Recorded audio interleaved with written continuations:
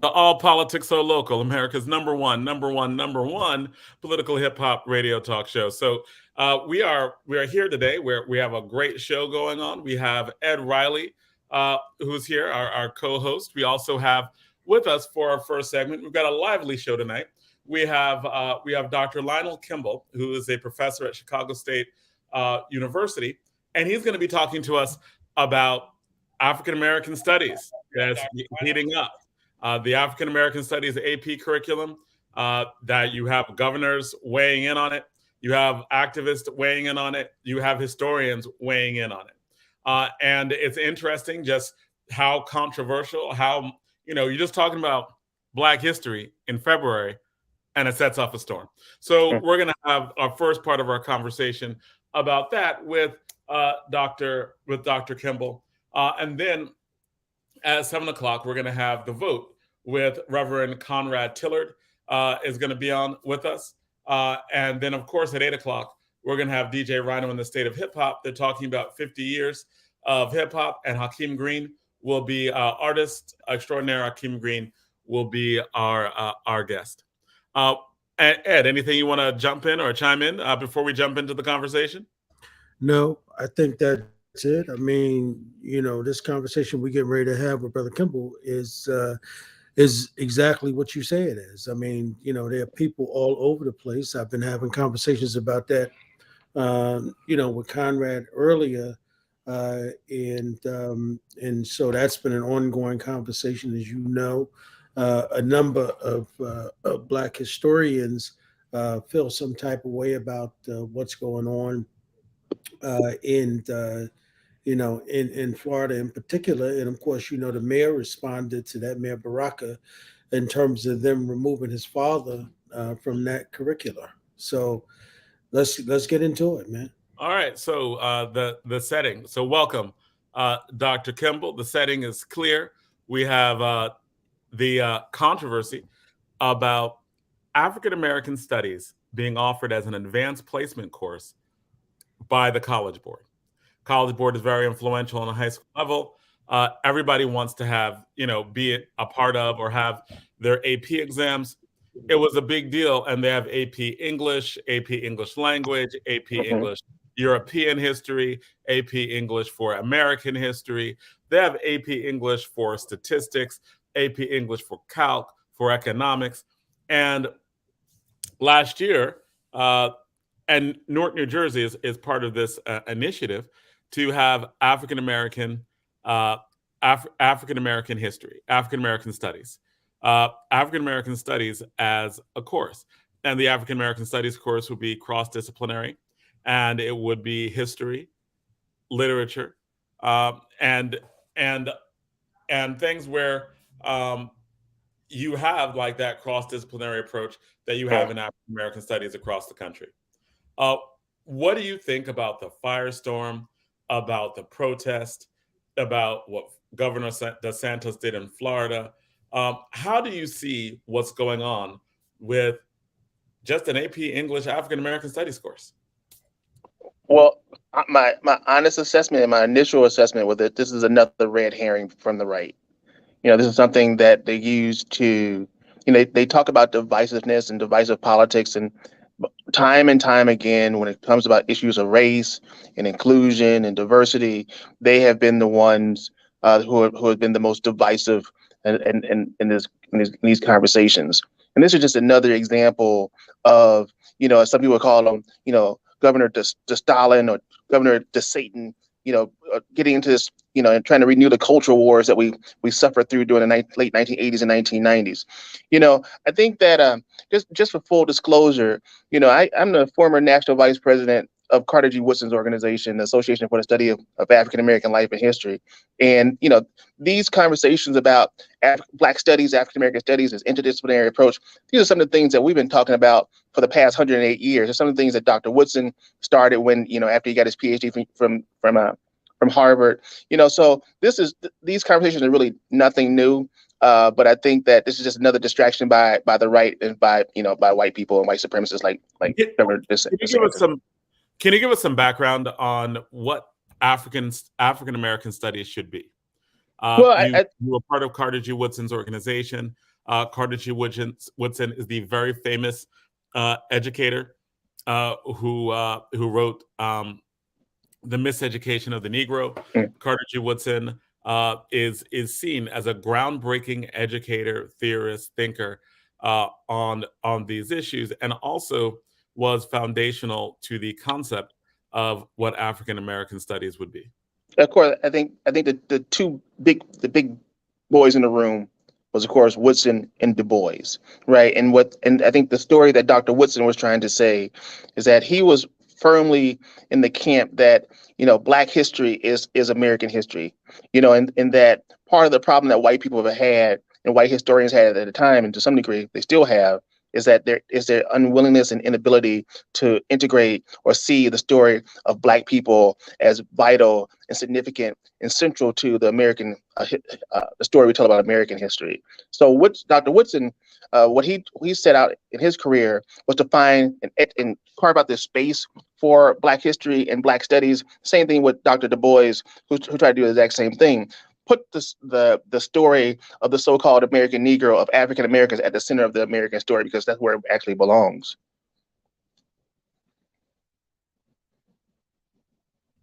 So when you're looking at the history of African American studies and the conversations with Du Bois and the conversations with Woodson about what the study of African American history should be, this concept of African American history is American history, right, and has been central from the beginning, right? So correct.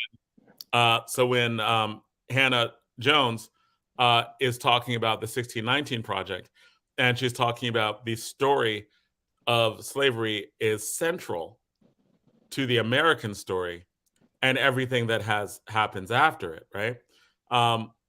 Is that part of the same type of intellectual lineage? I say yeah, but I think that within the 1619 Project, I think we can all, like all scholars, can acknowledge that the project has some failings to it.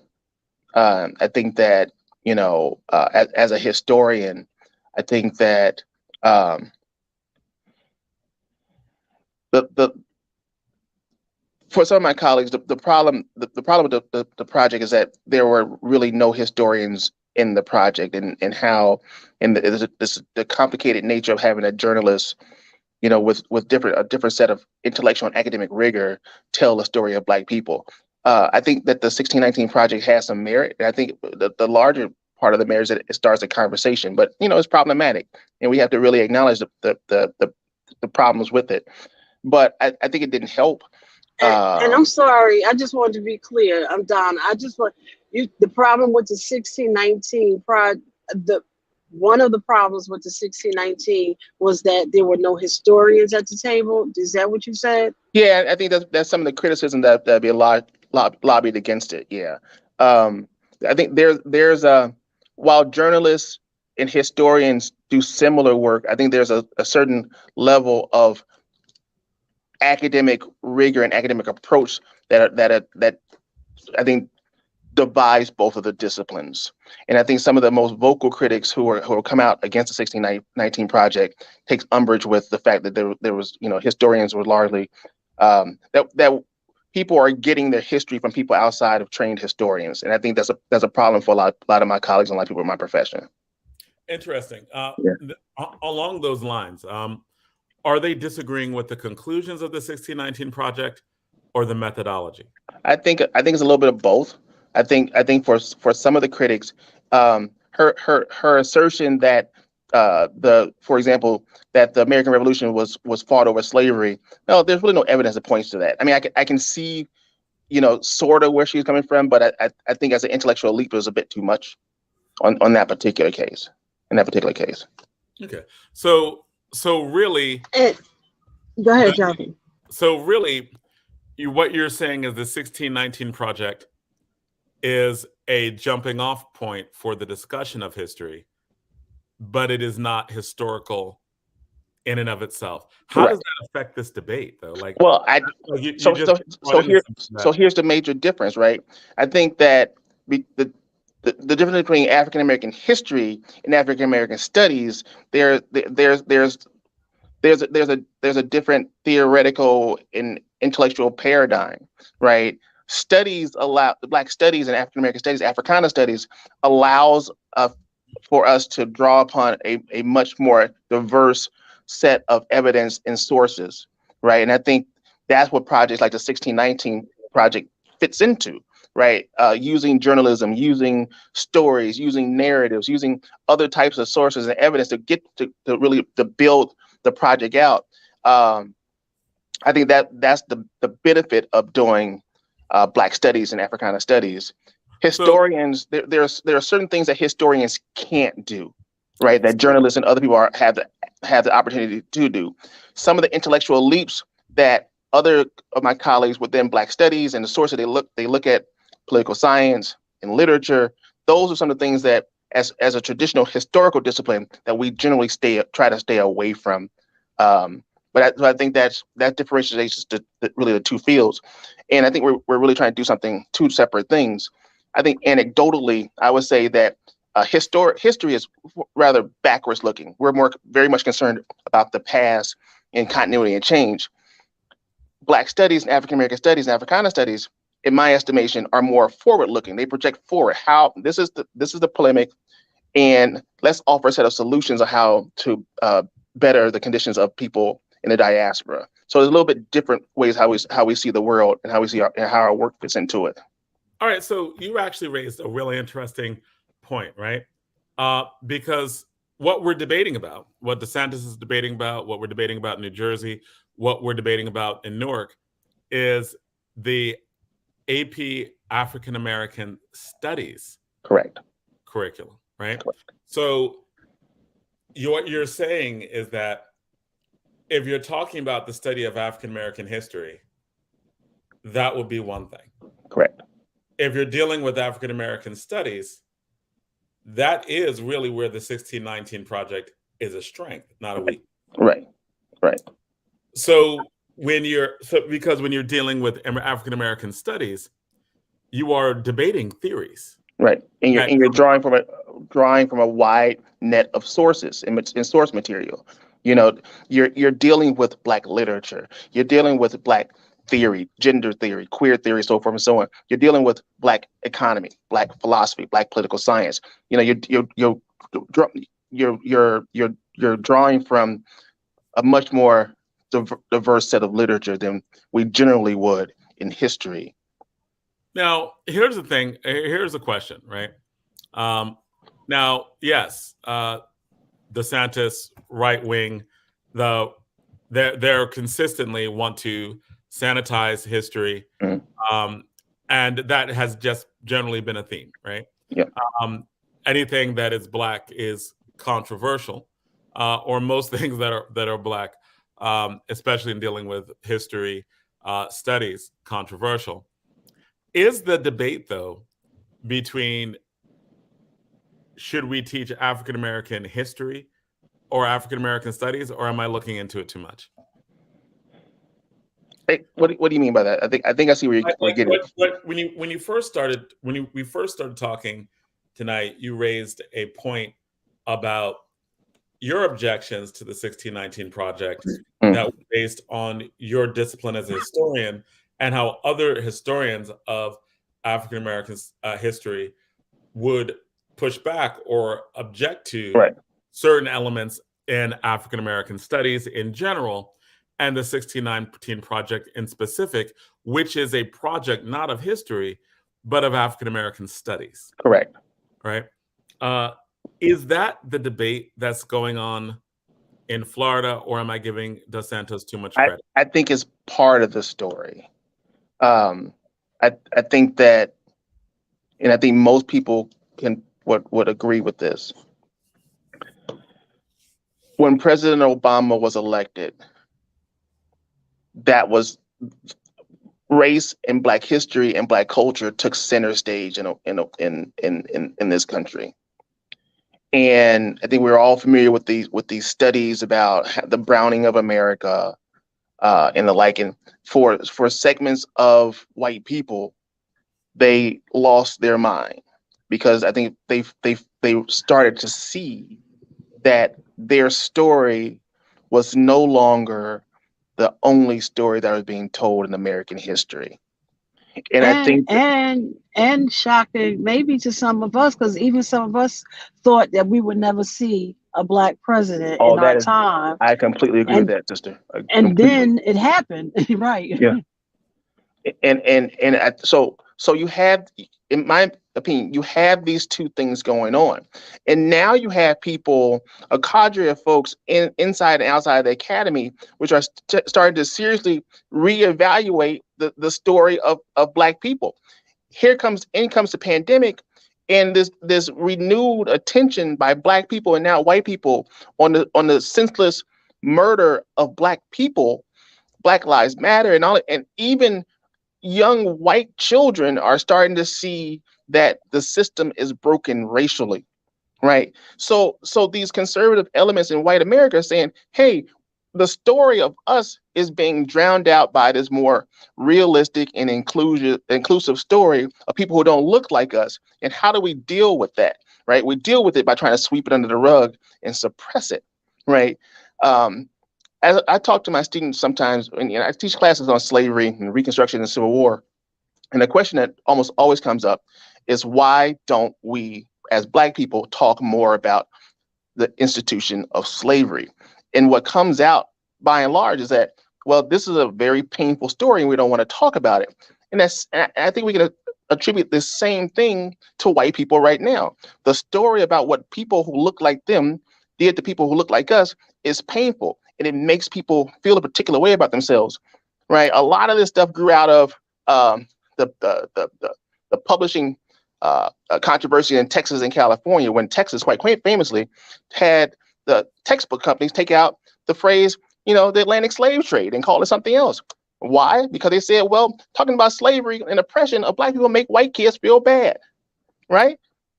History is not supposed to make you feel good all the damn time. It's supposed to teach you something, right? And so this reaction to projects like the 1619 Project, but more in particular, the AP African American Studies courses, is one of these things that, these white folks don't want to make their children feel bad, and by extension, have their children criticize their whiteness. This is something is being done to protect white hegemony. And if I could ask one more question, these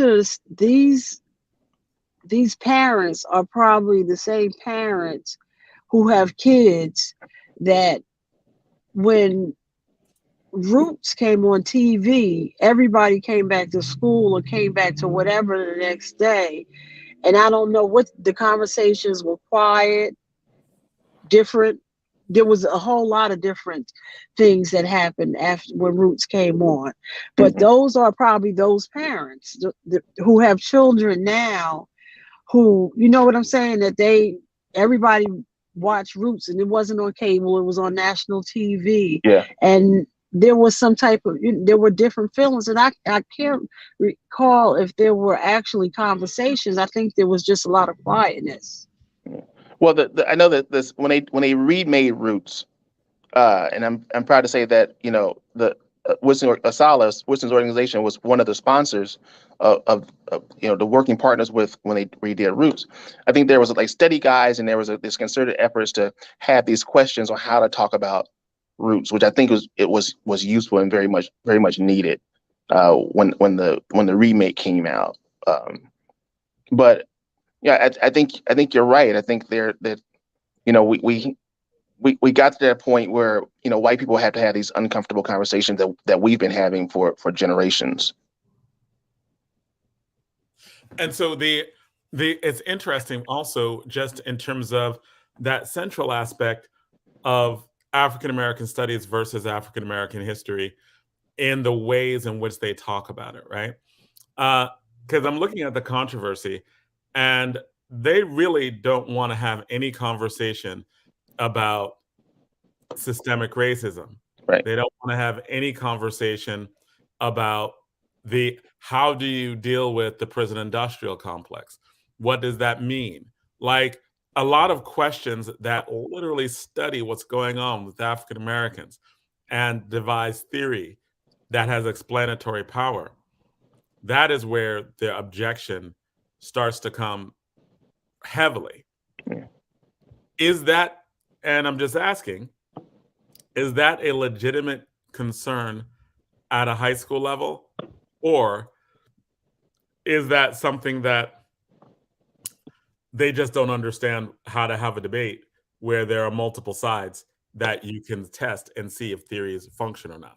Like, as in, would they say that teaching Marxism is bad because you're understanding a theory? Like, so in AP English courses, generally you could teach a feminist reading of literature, a Marxist reading of literature, the mainstream, like, and juxtapose that with traditional readings of the same literature. There are queer readings of literature, right? Like, where you would read like Huck Finn, and you'd read it for seeing that there are writers who say that it's homoerotic in what it's doing and what it's showing. Now, is it, and so you're reading literature, but reading it in accordance with like different lenses, which you do in any college lit course. Of course. College lit courses are famously, you have Marxist readings of literature, you have, feminist readings of literature, queer read, like all this stuff is at a college level, right? Is there objection that they're actually learning college level material in high school? Because it seems like all of these things are mainstream on the college level.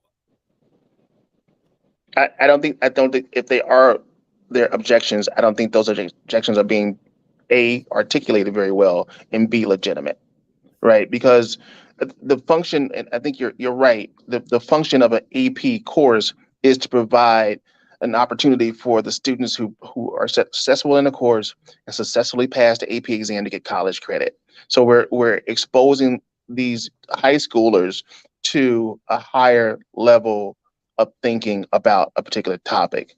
And I think that's one of the things that we really shouldn't forget. It's not, I think part of the resistance is that, courses like this indoctrinate students.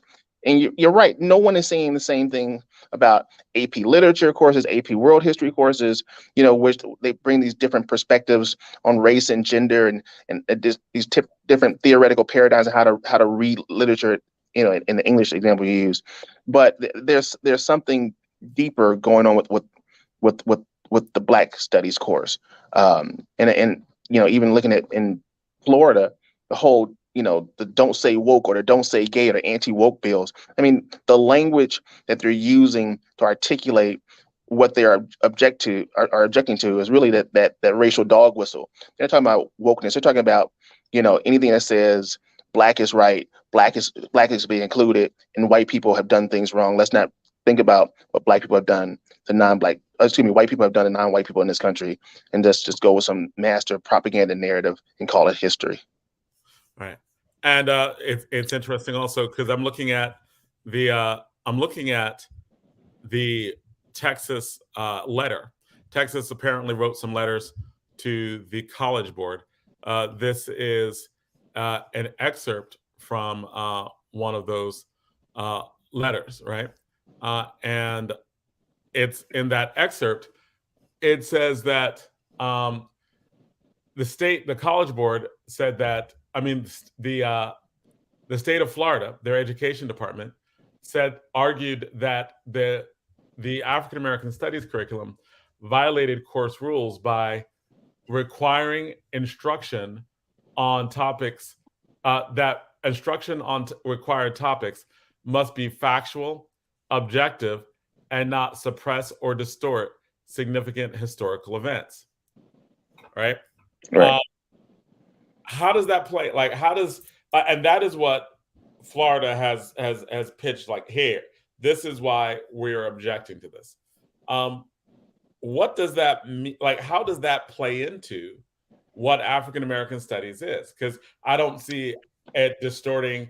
I just see all of them are rooted in fact and objective in terms of the actual historical content. But it seems like if you're positing any theory, right? Like all historical theories, although they are rooted in fact, they're always interpretive. Is the law trying to say that on certain topics, there can be no interpretation of facts. No Yes. interpretation. I think the easy answer is yes. You know, if we look at the people who consulted on this syllabus, and I'm fortunate enough to know many of these people. For example, Evelyn Brooks Higginbotham, the current author of From Slavery to Freedom, the first Black history textbook that was written by John Hope Franklin so many years ago. She is a historian's historian. I've had conversations with Evelyn, and if there's anyone whose historical interpretation could be trusted, is her. Bell Hooks is a high level intellectual. If there's anyone whose interpretation should be trusted, it's her. And the list goes on and on and on and on. So and I would even say that, like, for the case of Bell Hooks, right? There are a lot of people who push back against her theories, specifically her theories on Black men not having footnotes, that kind of. I love Bell Hooks, right? Like, as a person, she was actually one of my professors when I was in college, and I was very fortunate to have her. But I'm a debate coach. We look at different theories, right? She posits theories, and a lot of her theories just didn't have footnotes in it, right? Especially when she was talking about Black men, and when she was like drawing conclusions that were honestly pretty baseless, right? Some people did a deep dive into, like, Dr. Tommy Curry did a deep dive, and so one of the theories that she posited and recognized that it actually came from a white supremacist, right? Where he found, like, here's who told this story before Bell Hooks, and it was actually a white supremacist. So it's not like, and even given that, right? To a great extent, it is important to have these debates, even because they are debates. Like, there's the factual, there's what happened historically, there's what we have studies to prove, and then at some point there has to be some level of interpretation, right, to give these things meaning. Yeah, that's what we send. That's what we go to university, and we send our children to university to learn how to think. And part of this thinking is the debate. And I'm not sure if people like Rick DeSantis want people to debate and think about anything anymore. I mean, let's flash backwards a little bit. Again, let's go back to President Obama's election. If you think about and remember some of the criticisms that was lobbied against him, is that two things come to mind. The first one is that his critics said, well, he wants everybody to go to college. Well, just on the surface, there's really nothing wrong with, having your children aspire to do something past high school, either a trade school or community college or four-year college, military, whatever. Think about something outside of, your very small world. But the other criticism, they said, well, he's too smart, right? And I always say, rather tongue in cheek, I want the leader of my organization, the leader of the free world, to be the smartest person in the room. We live in a country now which, being intelligent and having high level discussions or even thinking is a character flaw, right? It's like they don't want their children to think outside the proverbial box and to stay small and to cast history as propaganda. Hell, casting history as propaganda, that's what they did in Soviet Russia, right? That's what they do in communist China. History is propaganda. And we have to ask ourselves, well, what are some of our leaders how are they trying to shape educational system and shape the future of this country? Right? But Dr. Kimble, when you said that, I was going to say two things. That what I was thinking of when President Obama was elected, and I believe how he was elected, is, remember, his conversation started in very small rooms with a lot of young people. Yeah. And what he did was ask young people, go back and ask your parents, the theory, like, once a Baptist, always a Baptist, type of thing. Why do we always vote this way? Ask these questions, and there begin to be table talk. Families begin to have talk, and that's how one of the ways I believe he became elected is that he sent young people back in their homes. Well, why do you think this way? Why? And and they began to break down just things of just doing things the way that we always do things, and that which is good, but I believe that people didn't think something like that would ever happen, and nor do they want that to ever happen again. So one of the things we have to do is stop, um, make, don't allow us to become critical thinkers, because that's one of the things that we were at that time, that we would listen and answer questions and give answers to questions to the best of our knowledge there. And let's think about some of the questions that these kids are asking too. I mean, I'm fortunate enough to teach kids young people all the time. And, another subtext is this whole anti-socialism argument that the right and conservatives bring up. I think that part of this subtext in which DeSantis is complaining about are really these critiques on capitalism. I think these are conversations that Black people have been having for years about how the system is broken. And now you have these white children who are questioning everything about the world in which their parents and grandparents left them. They're questioning capitalism. They're looking at diversity, and they're looking at inclusion. They're looking at issues of equity. And this makes a lot of these white people quite nervous about who they are. I had a question the other day. I teach a class on Black Chicago history, and we were talking about World War II, and talking about these different strikes that occurred in war plants here in Chicago. And largely what happens is that you find these white workers who are going on strike during the war, which is with these very critical industries during the war, simply because a Black man was issued a promotion. And they were like, Dr. Kimble, why would these individuals, cause an uproar when this Black man, gets a promotion in his job? And I said, well, because at sometimes in some elements of white America, they base their value on the amount of money that they make. And as long as white men are making more money than everybody else, it validates them in their white manliness, right? And it's like the same thing with history. When we see that Black people, that Native people, that women, that Latinos, that we see that their story has value in American history, it does a lot to the psyche of a white man who says my value is less than because these people's story are more than we've been telling. So you think that, and this is actually important. Like, as I said before, I'm a debate coach.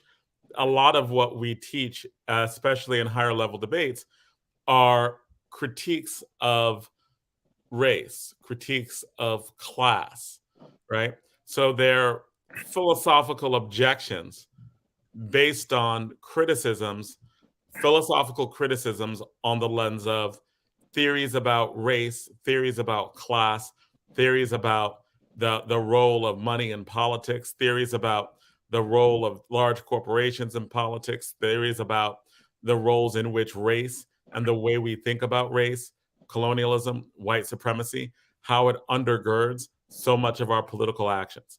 Now, these are theories. These theories get debated back and forth that in various contexts. Are you suggesting that they believe, like DeSantis, and that they believe that just debating these theories can be a radical and revolutionary act? Yes, I think that the irony. And can you explain?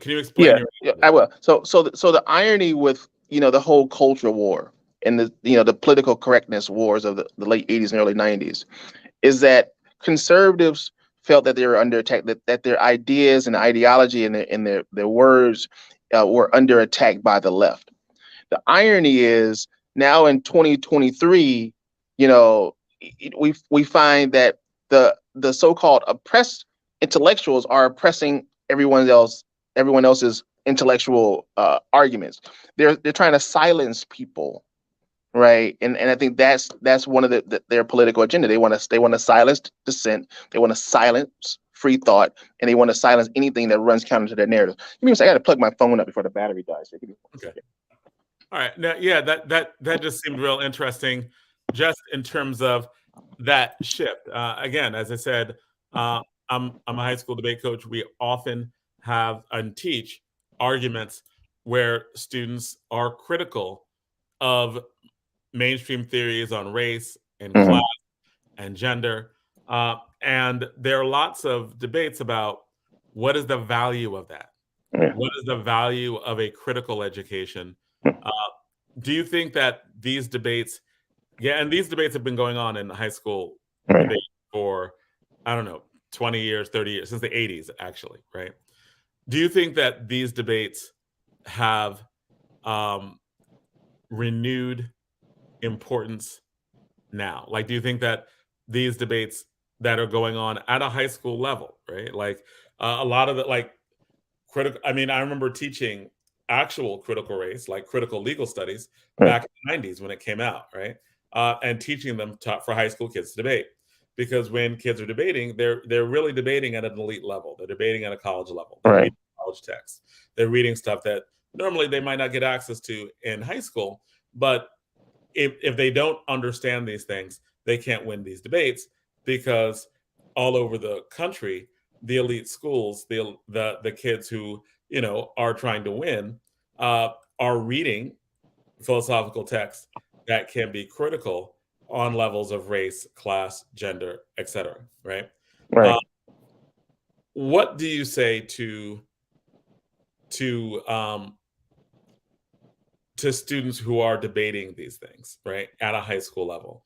Do you think what do you have to say about its value and its ability to just the debates by themselves, the debates to transform, change, revolutionize society? Do you think that it's as big a deal as the right is trying to make it? Excuse me, brother. You're the last person in the building. We're getting ready to lock up. Okay. I think I'm being told by security I got the building very shortly. Okay. But I think that without these debates, we don't innovate. And if we don't innovate, we fail as a nation. If we don't teach our children to be free thinkers, we have nothing else, and we fail. And I think that's the largest story that the right is missing. They claim they care about America, but they don't care about people who can make this country profitable and move forward and prosperous. Brother Kimble, you can come back on your phone when you get in the car. All right. Because I want you to think about a particular piece, because I had a conversation today with some lawyers and some other scholars. And one of the arguments that they're making around that is that, is the argument that we're making based around some of the material too complex for high school students? Okay. And are we asking them to think on that level at this very point, right? And so when you jump in the car, you can think about that and then come back and let's see if we can pick it up from there. Yeah, give me about 5 minutes. I'll make my way downstairs, pack my bag, I'm gonna make us downstairs. Okay. All right. Should I leave or just turn the camera and mic off? Well, I mean, we'll take you out right here, and you'll come back on. We're just taking you off. Just do what you have to do, and when you come back on, we'll just put you back in. Get comfortable. Yeah. Do you have his phone number? Yeah, I sent the link to his phone number. Oh wait, hold on. Yeah, he has the link already. Okay. So when he gets ready, he'll just jump back on. Is that Ed Green? Yes, Ed's here.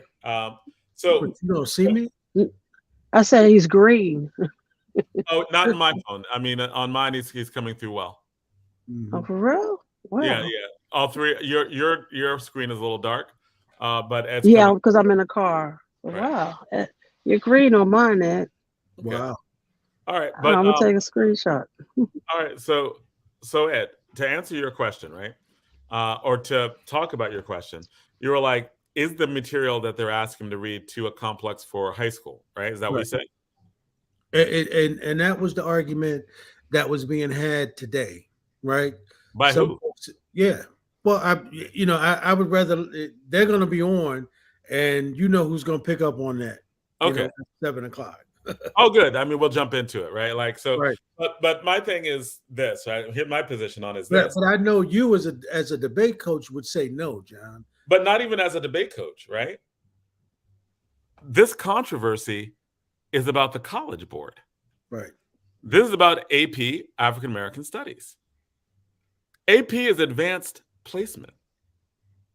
When I taught advanced placement English, we read more difficult text. I get it, and Right. I understand advanced placement. I get it, but some Right. people are saying that they believe that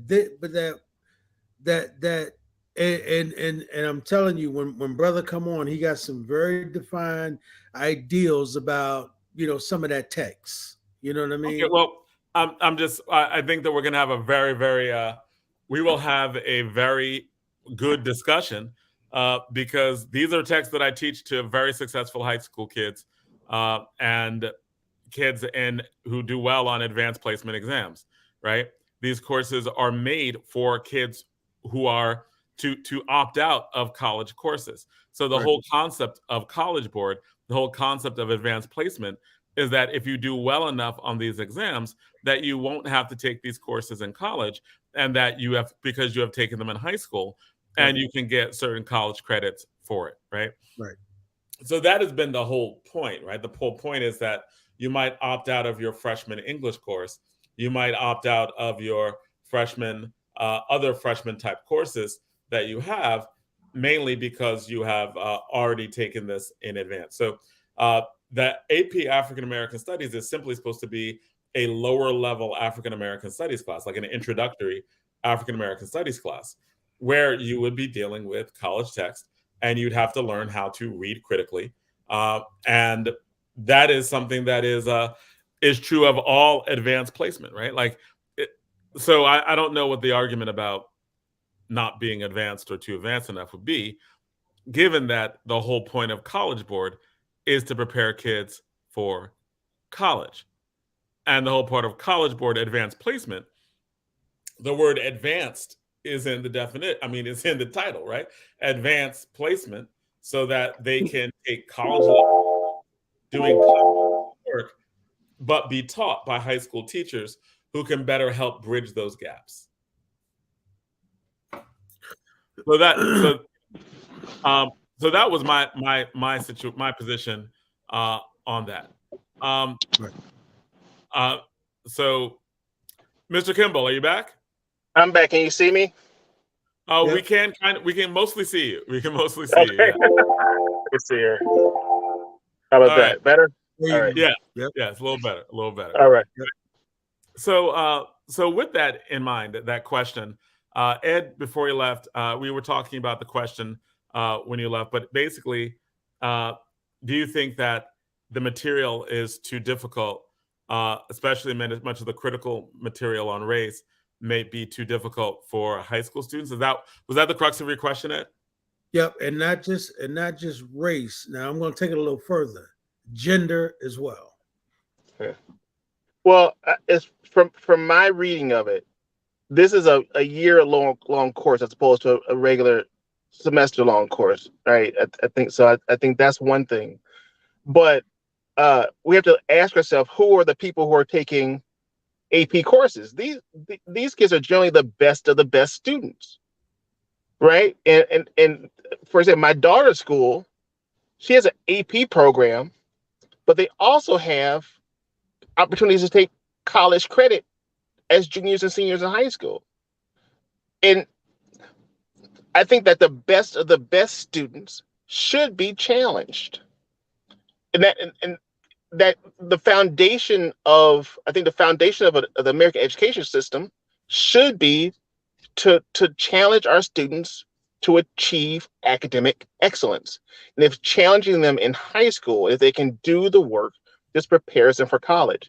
I don't think we should just give away college credit for free, right? These kids they're trying to earn college credit, trying to earn a 15-week semester, 3 semester hours or so for college. So they should be challenged. Our best of our best students should be challenged every day, because those are the kids that are going to be leading us. Right. So I don't disagree with that. Mhm. With challenging the most advanced young people amongst us. I don't. You're talking about probably about the theories of Yes, this. there you go. You got it right. And remember, you know, for and because I'm thinking back to even myself, you know, when you in your 16th, 17th year of age, you trying to find yourself, right? Yeah. You developing your personality. You're getting an idea of who you really want to be and what it is you really want to do. And some people don't really define that until they really get in college, right?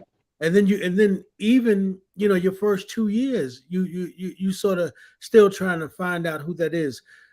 The conversation I was having today, and I don't want to delve too far in it because I'd like for the brother, he's going to be on at 7 and he can explain it for himself. But the argument he and I was having today, I pushed back a little bit, but one of the arguments, my brother, was based around,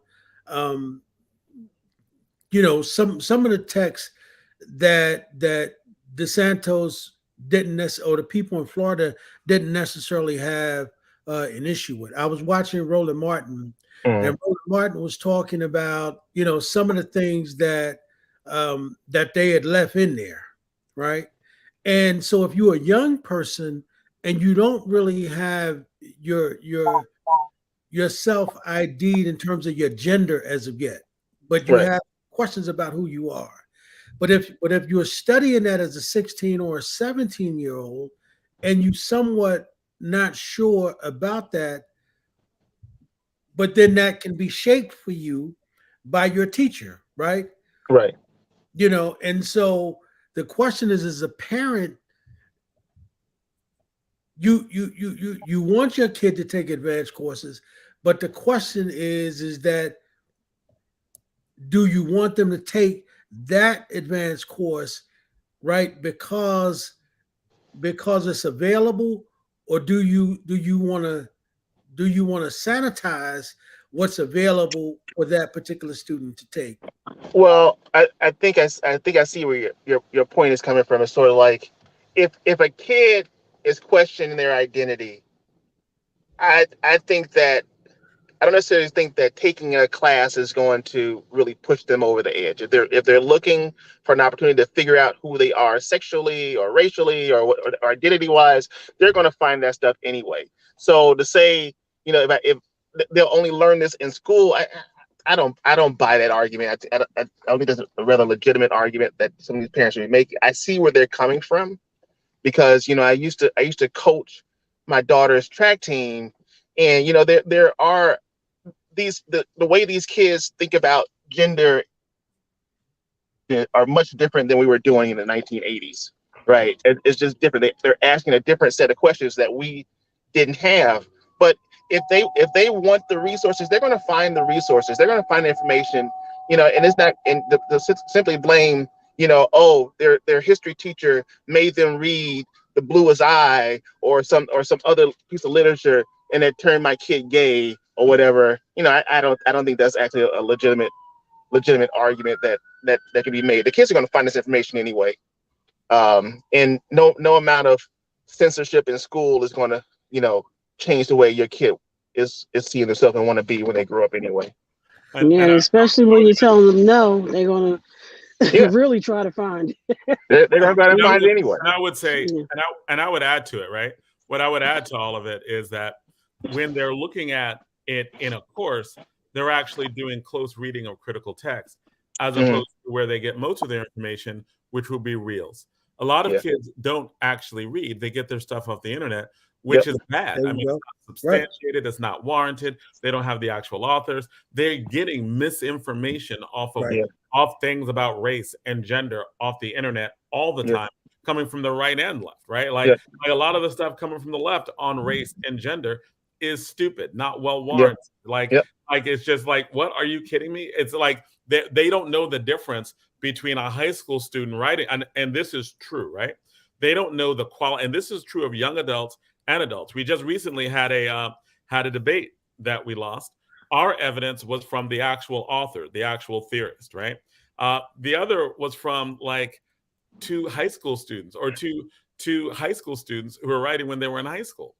These two judges valued what the high school student said about the author's theory, right? This author said, "This is my theory. These are the things I'm doing."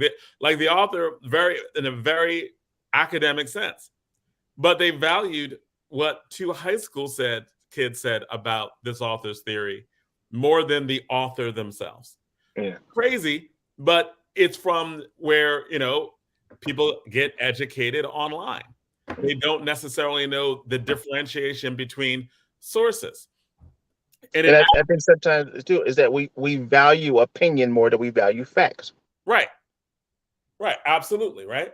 But in terms of the methodology that you're going to get in terms of how to discern what is the evidence in which these things are based on, you best get that in a school setting where you are where you have a structure that focuses on argument, right? Yeah. That focuses on the evidence that's there. They're going to find out about all sorts of stuff online. They're going to learn how to read that stuff critically. And the best circumstances, they're going to find out how to read this stuff critically in an academic setting where those things, those like critical reading, critical writing, right? Where those things are valued and taught and pushed.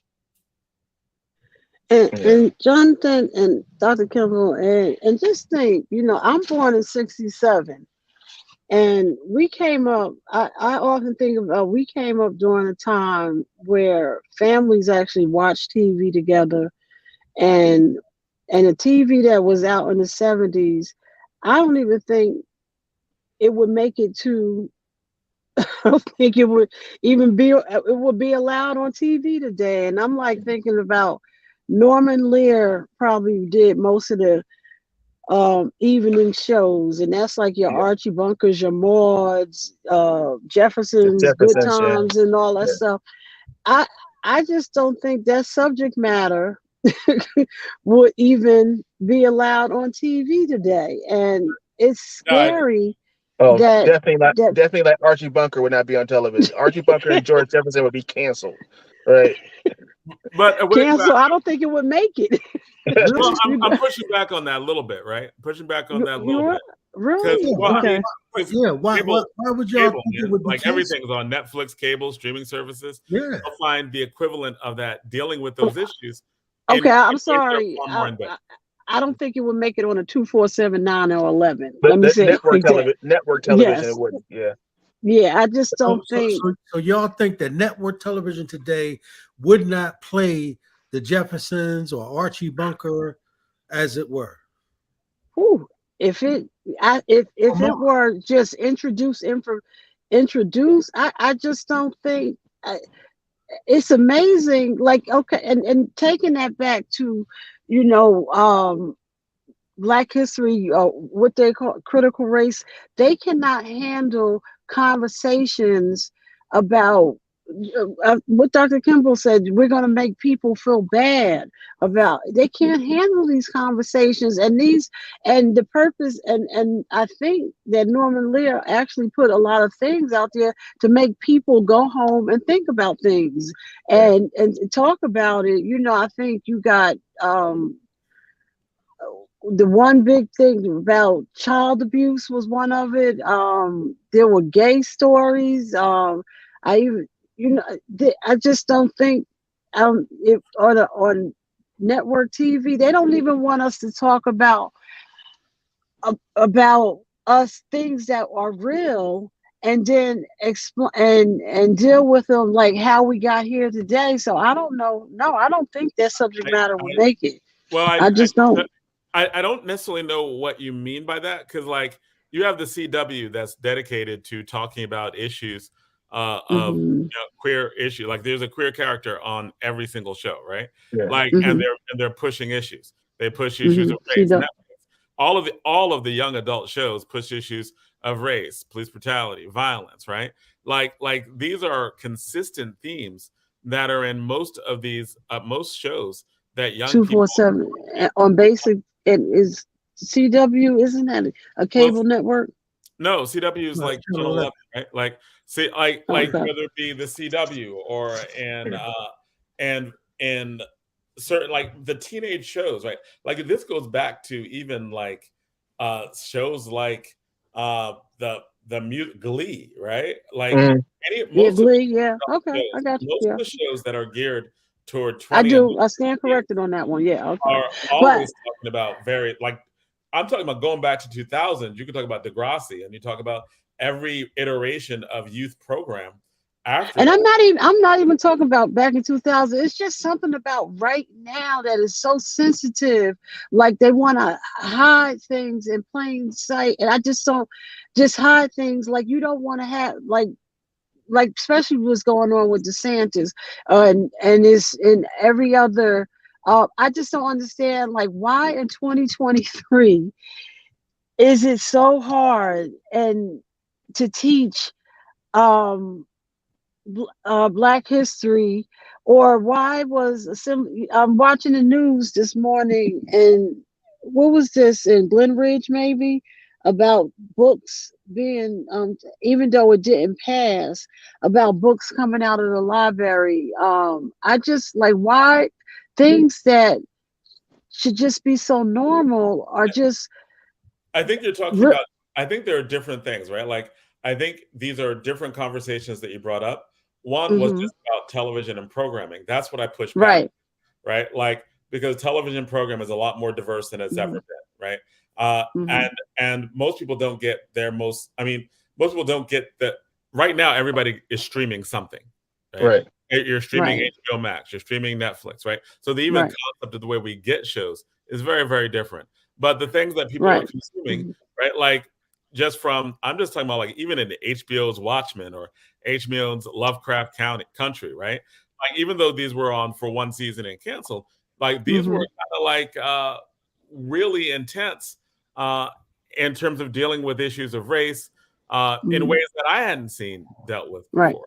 Okay. We are getting ready to go into our 7 o'clock hour. I just want to make sure that our guest, Dr. Kimble, is there something you want to leave us with in terms of just what we've been talking about? Ed, do you have any final questions for Dr. Kimble? And when you're giving these And final questions, uh, included in that answer will be, who is your favorite hip hop artist, individual, or group? and when you coming back? Oh, that's a good one. All right. So I think that this. Thanks for having me on the show. And I was glad we were able to make it work with my schedule.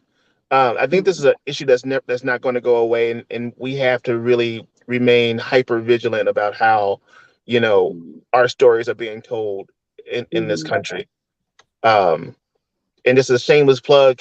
Anyone who has an interest in Black history and learn about Carter G. Woodson, go to asalh.org and click the join button. That's the only way we can keep a 108-year-old organization going, is if we support our own organizations.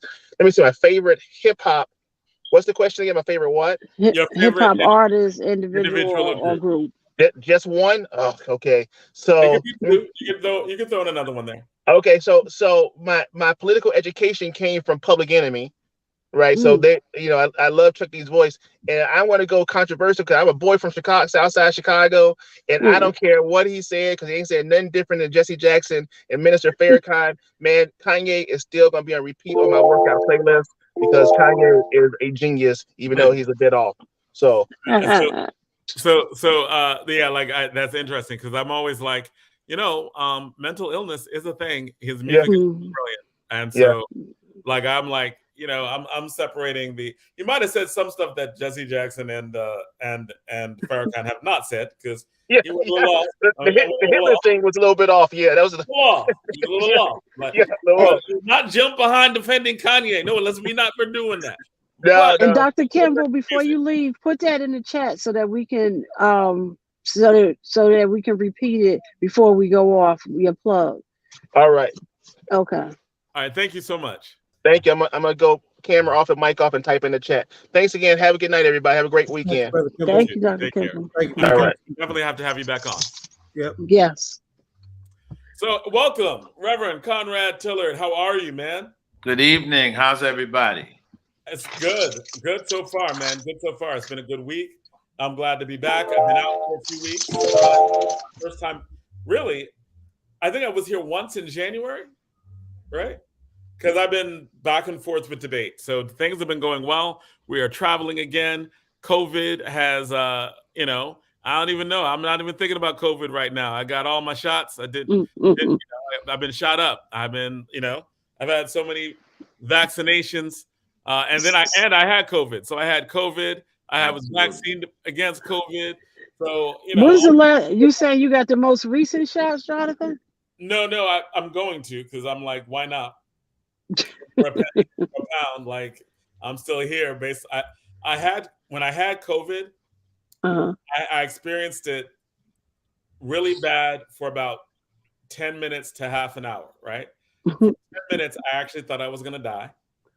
For half an hour, I was like, just sick. You gonna make it? But after that, I just had a cold, right?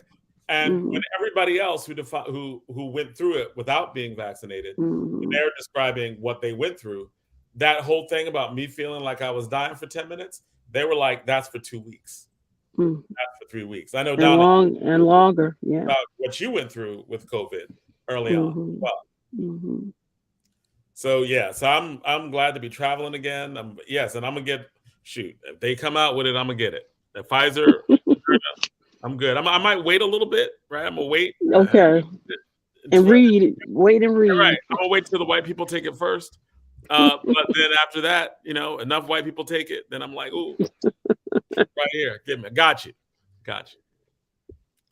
So how are you, man? I'm doing great. I'm trying to share this on my page. So yeah, I'm doing great. I'm excited about being here. It's been a while since I've seen you all, and I hope everyone is well. I pray that everybody is good, but I'm doing great. So I don't know. It seems like the weeks go by quick, Reverend. So Brother Yes, Conrad, they do. Time waits on no man or woman. That's right. So and COVID is here to stay, but it's not fatal. That's the good news. So, Brother Conrad, welcome to the show. Pleasure. Welcome to the boat. So, we were having this dialogue, you know, sort of some of the things you and I were talking about this afternoon. And Dr. Kimble was giving, you know, some real clinical perspective on the AP courses and the, you know, the whole idea of where we are with that at this very moment. And you and I sort of left off at that point where I was telling you this story about Condoleezza Rice being on The View. And where she said that her concern with those AP courses being taught were making young white kids feel bad about what their ancestors had done to Black folk if that history is taught in the plurality of the way some Black folks wanted to be taught. And you sort of had an opinion about what you thought about that. I think that's the key phrase is how some Black people wanted to be taught. Let me first say that I have dedicated my life to the Black community. I was an African American studies major in the 80s when nobody was an African American studies major, okay? When there was no profit in it, there were no PhD programs at prestigious universities. There were no Skip Gates and Cornell West to try to be. And so I, out of a love of Black people, a love of Black history, I consider myself obviously a race man. What I studied, I did. What I learned, I became. And I continue that today. And so I don't take a back seat to anybody when it comes to Black studies. And I don't take a back seat to anyone in terms of my yearning and longing for Black studies to be taught in the curriculum. I am also a teacher. I teach Black studies. I teach on Malcolm X. I teach on the Civil Rights Movement. I teach on the Black Power Movement. I teach on Black Harlem and the Black Harlem Renaissance and throughout the history of Harlem and hip hop. So I just want to establish that because people sometimes forget. They don't think contextually about who's speaking and what from the perspective a person is coming from. And when you mentioned the Condoleezza Rice situation, I understood exactly what she was saying, because I'm one of those people that do not believe Black studies should be taught in the way that postmodernists and critical theorists want to teach it. I reject, not outright, critical race theory and intersectionality. I think it has an important role. Kimberly Crenshaw founded the concept, her and Professor Derek Bell, but it was in a legal context. She herself said she doesn't even recognize where it has gone. And as a teacher, the goal of education is not to make anybody feel bad. That's not the goal of education.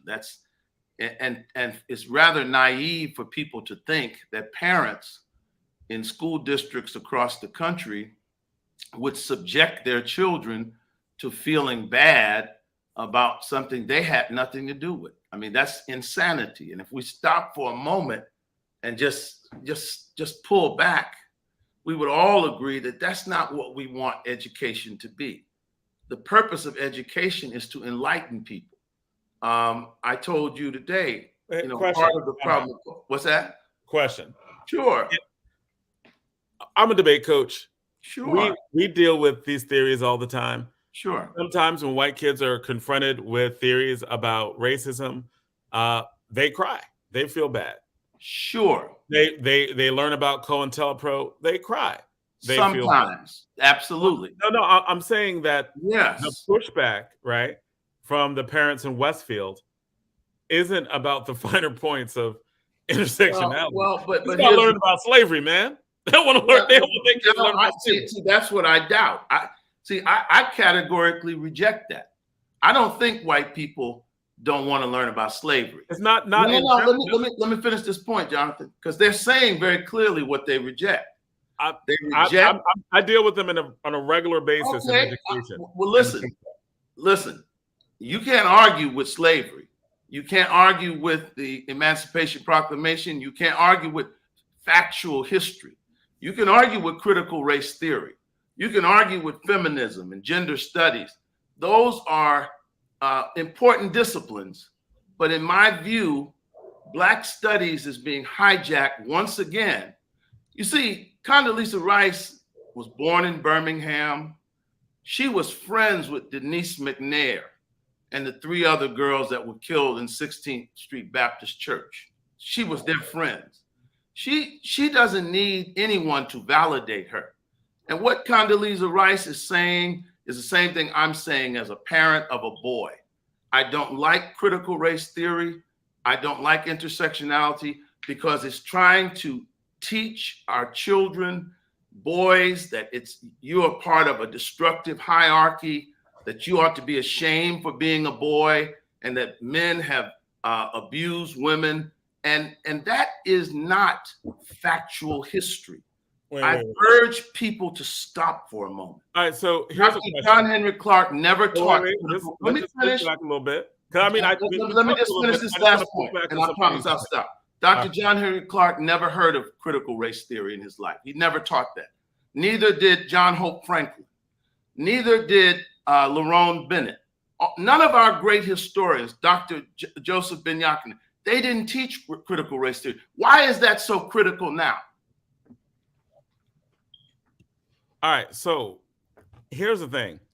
When you ask the people, the white people who like DeSantos or other people like that who object to critical race theory, when you ask them what it is, they can't define it. You understand that, right? Like you understand. I've talked to Black scholars, and they can't define it. If they don't teach you Harvard or Yale, they don't know. We're talking about Derek Bell or Maria Bell. That's not even what they're talking about.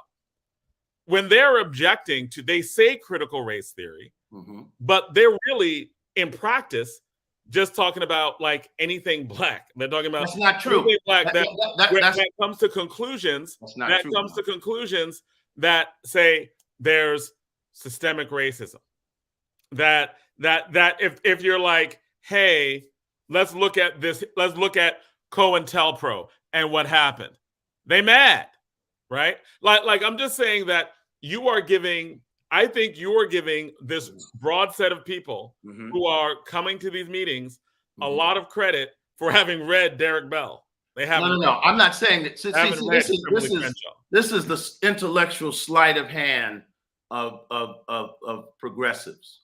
They say critical race theory is not being taught in elementary schools. It's a legal theory. It's not being taught in elementary.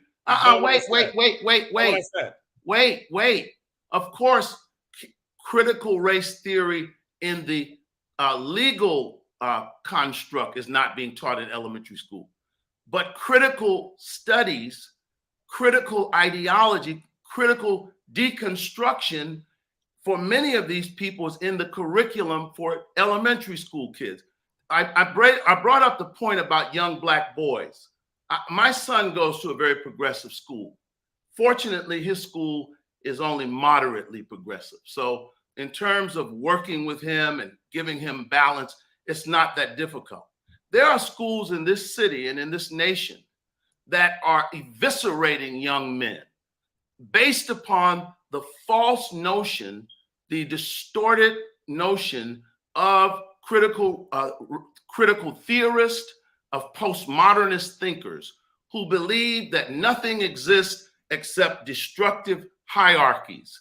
And that is being taught in elementary school. When you tell children that they are, as a male child, which they have they had nothing to do with, that they're a part of a destructive hierarchy, that is problematic to me, and I'm sure it's problematic to other parents. It is not the place of schools to teach that.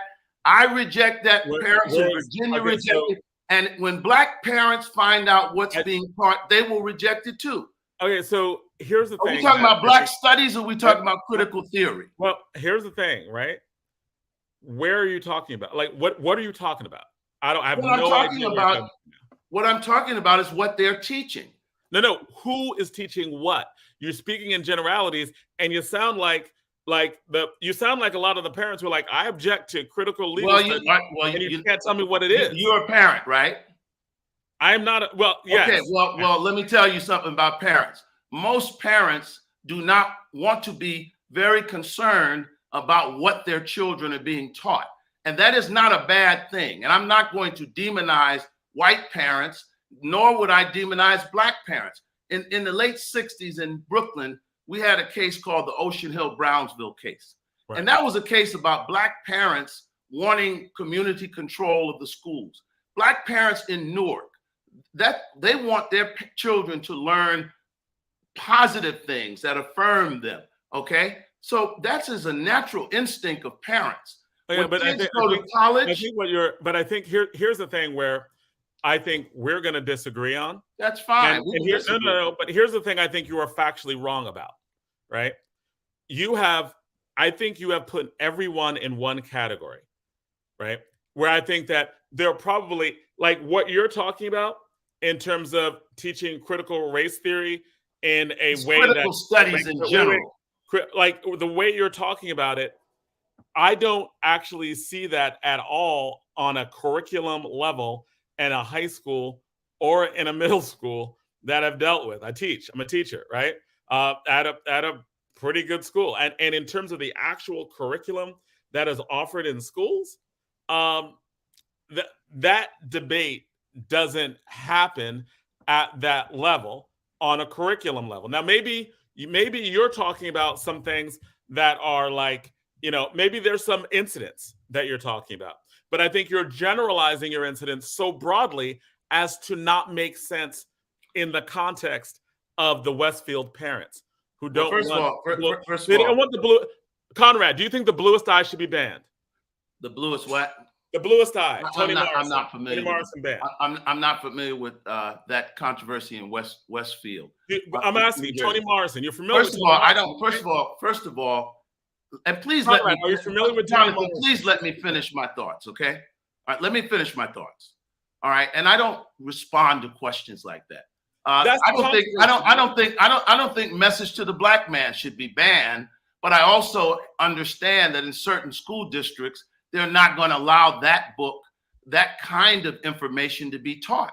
And I don't think that that's necessarily a bad thing, because what we're talking, I can't, if you don't let me finish, I'm a guest on the program. I'd like to roll my thoughts out.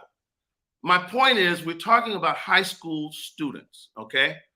And minor students in high school, you have to have input from the parents. That is important. There will be all the time in the world for these scholars to get a hold of these children.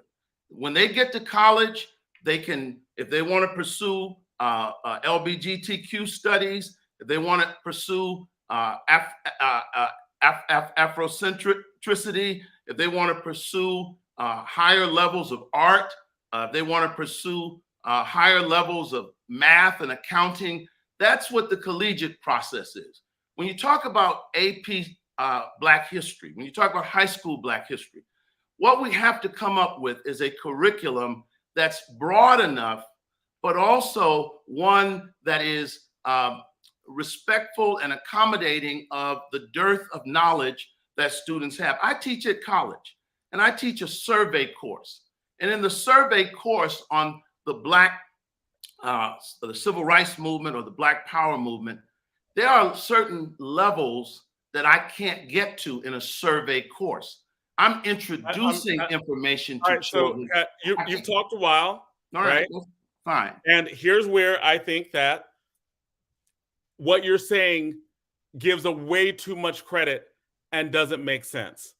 First of all, I'm not concerned about they. I'm talking about as a Black parent myself. I don't know who the they is. Let me finish.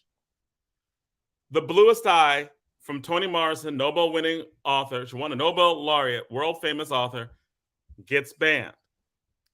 Maya Angelou, I Know Why the Caged Bird Sings, gets banned.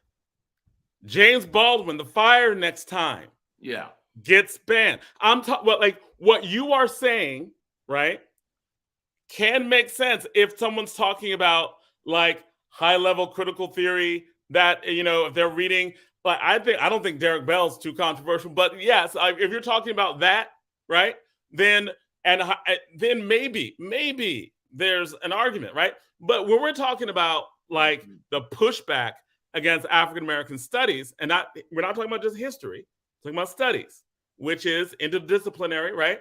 We're talking about pushback against very mainstream, like. No, it's very interesting that every book you mention is either has a feminist thing or an LGBTQ theme. Every book you mention. Let me finish. Is Seize the Time banned? Is Seize the Time banned? Is Soul on Ice banned? Probably they would probably be banned too.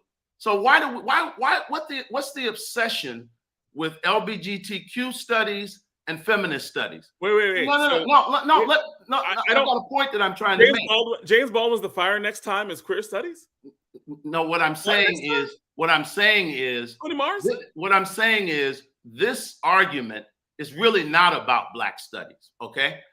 This argument's not about Black studies because a high school student in Westfield or in Camden probably has no background for a lot of things. And maybe we need to have a Black studies curriculum for these students that introduces them to the basic principles, concepts, historical dates, achievements of Black people. You still haven't answered my question, Jonathan, and you won't answer it. What's the question? Did Du Bois teach critical studies? Did Carter G. Woodson teach critical studies? You want me to answer that for you? They did not. Absolutely. They're foundation. They did not. That's you don't know what critical studies is. They did not teach critical studies. Finish? You asked me a question. I will explain it to you thoroughly. Every person you mentioned, from Derek Bell, all the critical theorists, they studied Du Bois, right? Du Bois, he was the original sociologist. He was a sociologist who studied systemic racism, right? He didn't teach critical studies. He was foundational, right? He did not teach critical Excuse me, can you finish? You're cutting me off. Sure. Du Bois is foundational for anyone who calls himself a critical theorist, right? Because what he did right? And Carter G. Woodson, right? But both of them did was they set out, not that they did studies, they set out factual things, but they also came to conclusions. Du Bois specifically came to conclusions when he did the Philadelphia Negro. He specifically came to, if you're looking at Souls of Black critical studies. Souls That's of Black not critical folks, studies. Oh, Critical studies doesn't come around until the 1980s. Now you're still interrupting me, right? It doesn't come around until the 80s. Wait, no. You were talking about the actual term critical studies. I am talking about the intellectual foundation that it's based on. It has nothing. No. I mean, on this, if you're saying that critical studies was not based on the foundation built by Du Bois and the critical works that he did that forced us to look at society in a different way. Du Bois, who had Marxist readings of things by the end of his life, that Du Bois, right? Who literally became a Marxist before he died, right? And in the 20s and 30s changed the way he looked at American society, then you're not being, then I don't know what you're talking about for real. Well, first of all, again, W.B. Du Bois did not teach critical studies. It did not exist until the 1980s, okay? Dr. Ben did not teach critical studies. In other words, we have had a Black studies movement since 1926, earlier even. We've taught about ourselves, our history, our achievements, our culture. We can absolutely do that without the critical studies lens. Critical studies is a theory, an obscure theory that came about on college campuses in the 80s with people that didn't look anything like you and I. It was roundly rejected in academia for the last 30 years. Somehow it has gained cachet. But Black people listening in Newark need to understand that the historians that we've respected and known, you can teach Black studies, and they have, without teaching critical race theory. And what I'm saying is, because this argument is not, if we're not focused on, the question is, are we going to teach Black studies, or are we going to focus and waste this moment allowing people to use Black studies as a Trojan horse to shoehorn all of their agendas into Black studies? These students need to know about the basics of Black studies. They need to have a digestible curriculum, one that high school students can manage. When they get to college, if they want to study gender studies, feminism, LGBTQ, Black studies, art history, they will have an opportunity to do that. And at the higher levels, higher level classes, they can pursue all of those interests. We're talking about high school students. So first of all, you made a few arguments, but here's the first one, and I'm going to go back to it, that to me doesn't make any sense, right? Okay. Because when you're talking about critical studies, right, all of that is based off of looking at the world in a different way, which Du Bois is the father of, right? Because he needed it. No, let me finish. Let me finish. You're conflating. Let me finish. Are you going to let me finish? Let me finish. Right? When he did the Philadelphia Negro, he set up theories based on studies they had done. He continued to do that in various ways through his work. Many were rooted in fact, but theories, right, that came from it, including looking at things from a race lens in terms of the souls of Black. That's not critical studies. No. Okay, so you're missing the point. You're missing the point. I'm not missing the point. No. Let me finish.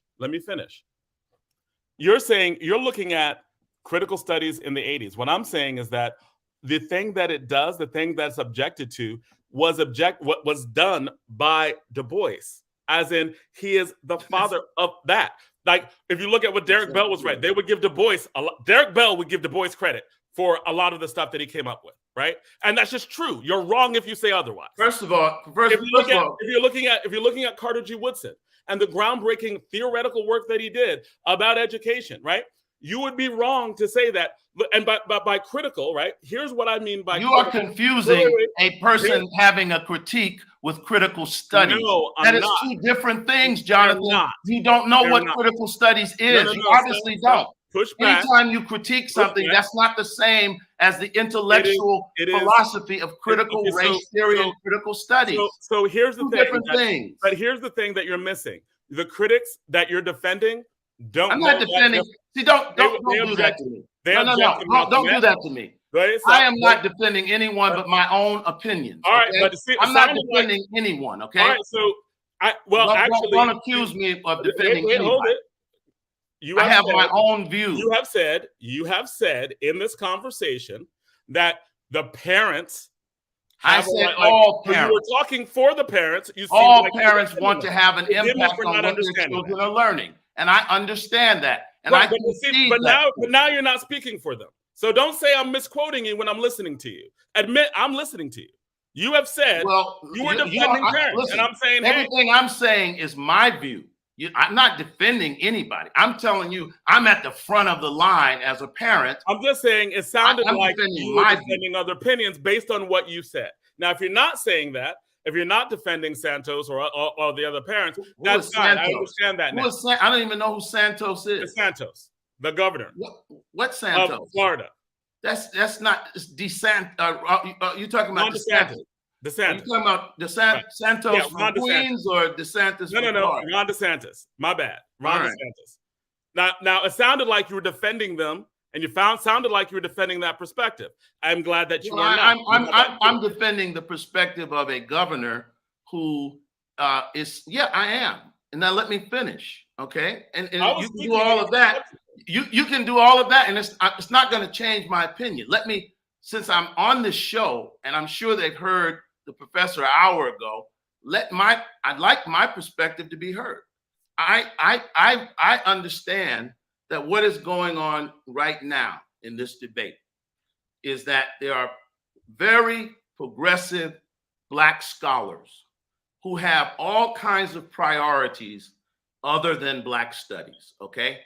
And again, these may be legitimate areas of study. I'm not saying they're not. At the university level, that's what the university is for, to pursue, to engage very high level studies. But these scholars have a multiplicity of agendas. They have feminism, that's an agenda. LGBTQ plus studies is an agenda. There are other agendas. And what I'm saying is when you talk about a curriculum for high school students, that we should be asking ourselves, what is the most important thing for them to know about our race, our history, and our people? There are things that if they choose to go into Black studies, some of these students, we may never, ever have a chance to teach them about our people ever again.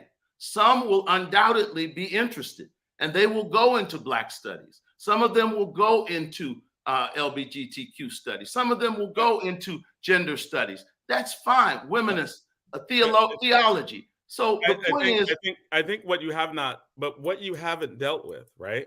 What you haven't dealt with. And what's that? Even if we come up with your list, right? And when I asked you, would your list ban Toni Morrison? My list would.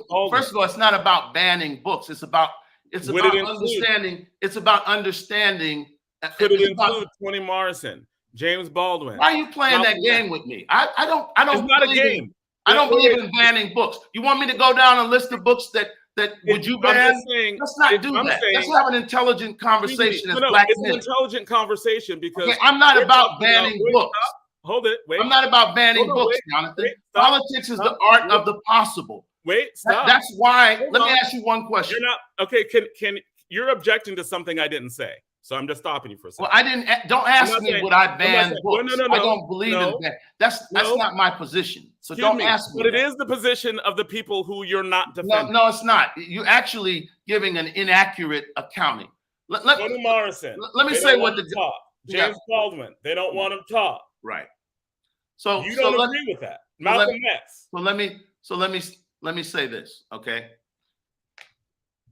When you get through talking, the curriculum that was presented was soundly rejected. And the College Board, let's deal with facts. Okay? Politics is the art of the possible, okay? So when you get through talking, the curriculum was rejected. What curriculum was rejected? The curriculum that was first advanced was rejected, okay? Then the College Board went back and they have now presented a different curriculum. That is not what the College Board said. What I'm saying is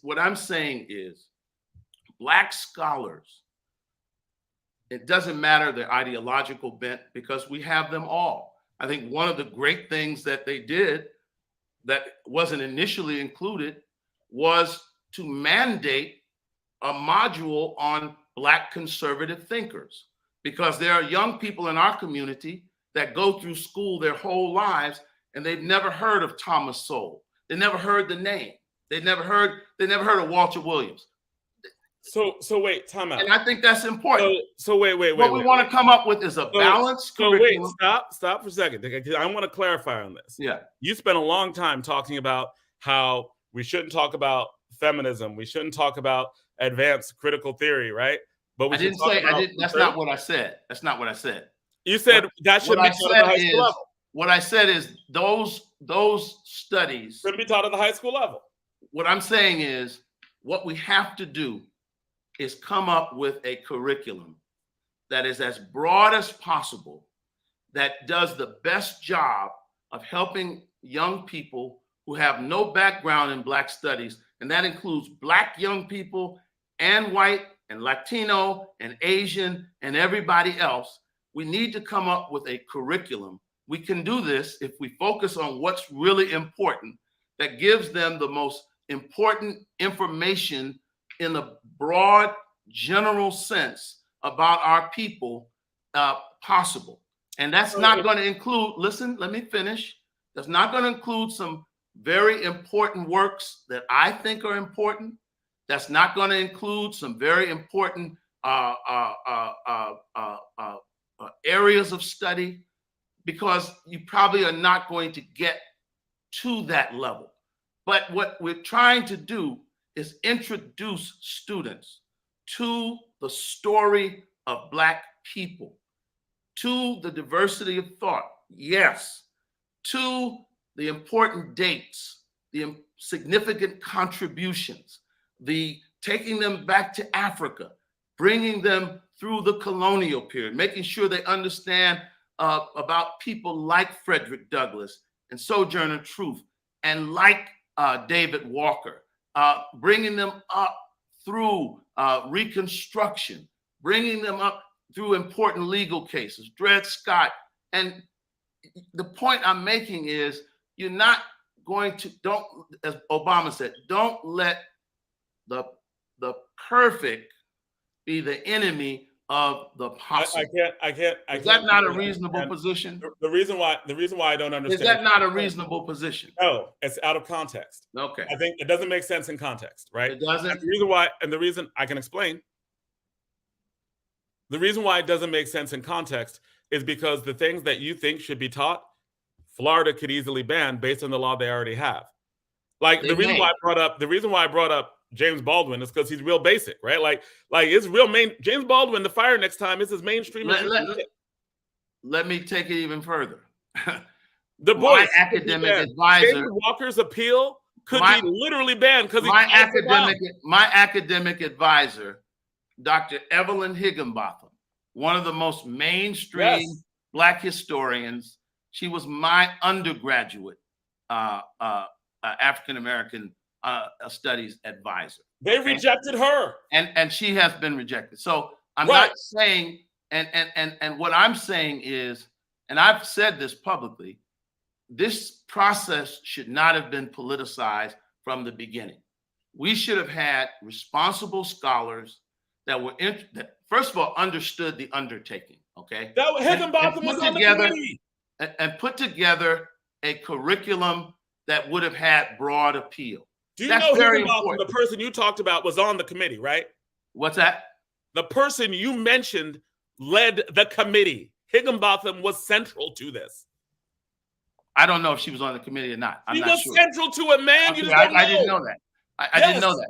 I didn't know that. But they got her. They got Gates. They got the most mainstream African American scholars. I knew that her works had been taken out, and I don't even know to the extent. But what I'm saying is, Jonathan, you know this. You teach debate, okay? You teach in the schools. What system do you teach in? Newark. You know, even in the Newark school system, okay, as progressive as it is, there are some areas of study that you cannot get into with high school students. You know that. You know that. You know that. And if that's not true, then Newark is an anomaly. Because I don't know what areas you're talking. Like, I can't teach. I'm just saying there are levels inappropriate for kids, as in, like, I'm not going to teach some deeply sexual theory, right? I'm not going to do that. But for a college student, that may be an entirely appropriate class. No, but here's am I right or wrong? Am I right or wrong? It's out of context. I think it's out of context. I'm saying. But my point is, you just made my point. Can you listen to what I'm saying? All I'm saying is that if you're talking about my limits, I'm not going to teach anything sexually explicit, but I teach, wait, mm-hmm. all the stuff like critical race. Well, we teach, like, as a debate coach, mm-hmm. I teach intersectionality because we attack it. I don't agree with it, mm-hmm. but I teach it because we have to beat it, right? Yeah. I teach pro and anti-capitalism stuff, right? I teach Marxism. I teach stuff that Black Panthers did. I teach all sorts of radical theory, right? I teach all sorts of radical theory to high school students so they could debate against other elite high school students in debate. The College Board itself, right? And that's me as a debate coach. The College Board inherently in this course, right? I taught AP, right? I taught AP for high schools, for AP language, right? So I taught like James Baldwin. I would teach mm-hmm. like Toni Morrison, right? Because the goal of these courses is to teach them what they would teach in high school. So, I mean, in college, right? The goal of these courses is to teach them on a college level, mm-hmm. right?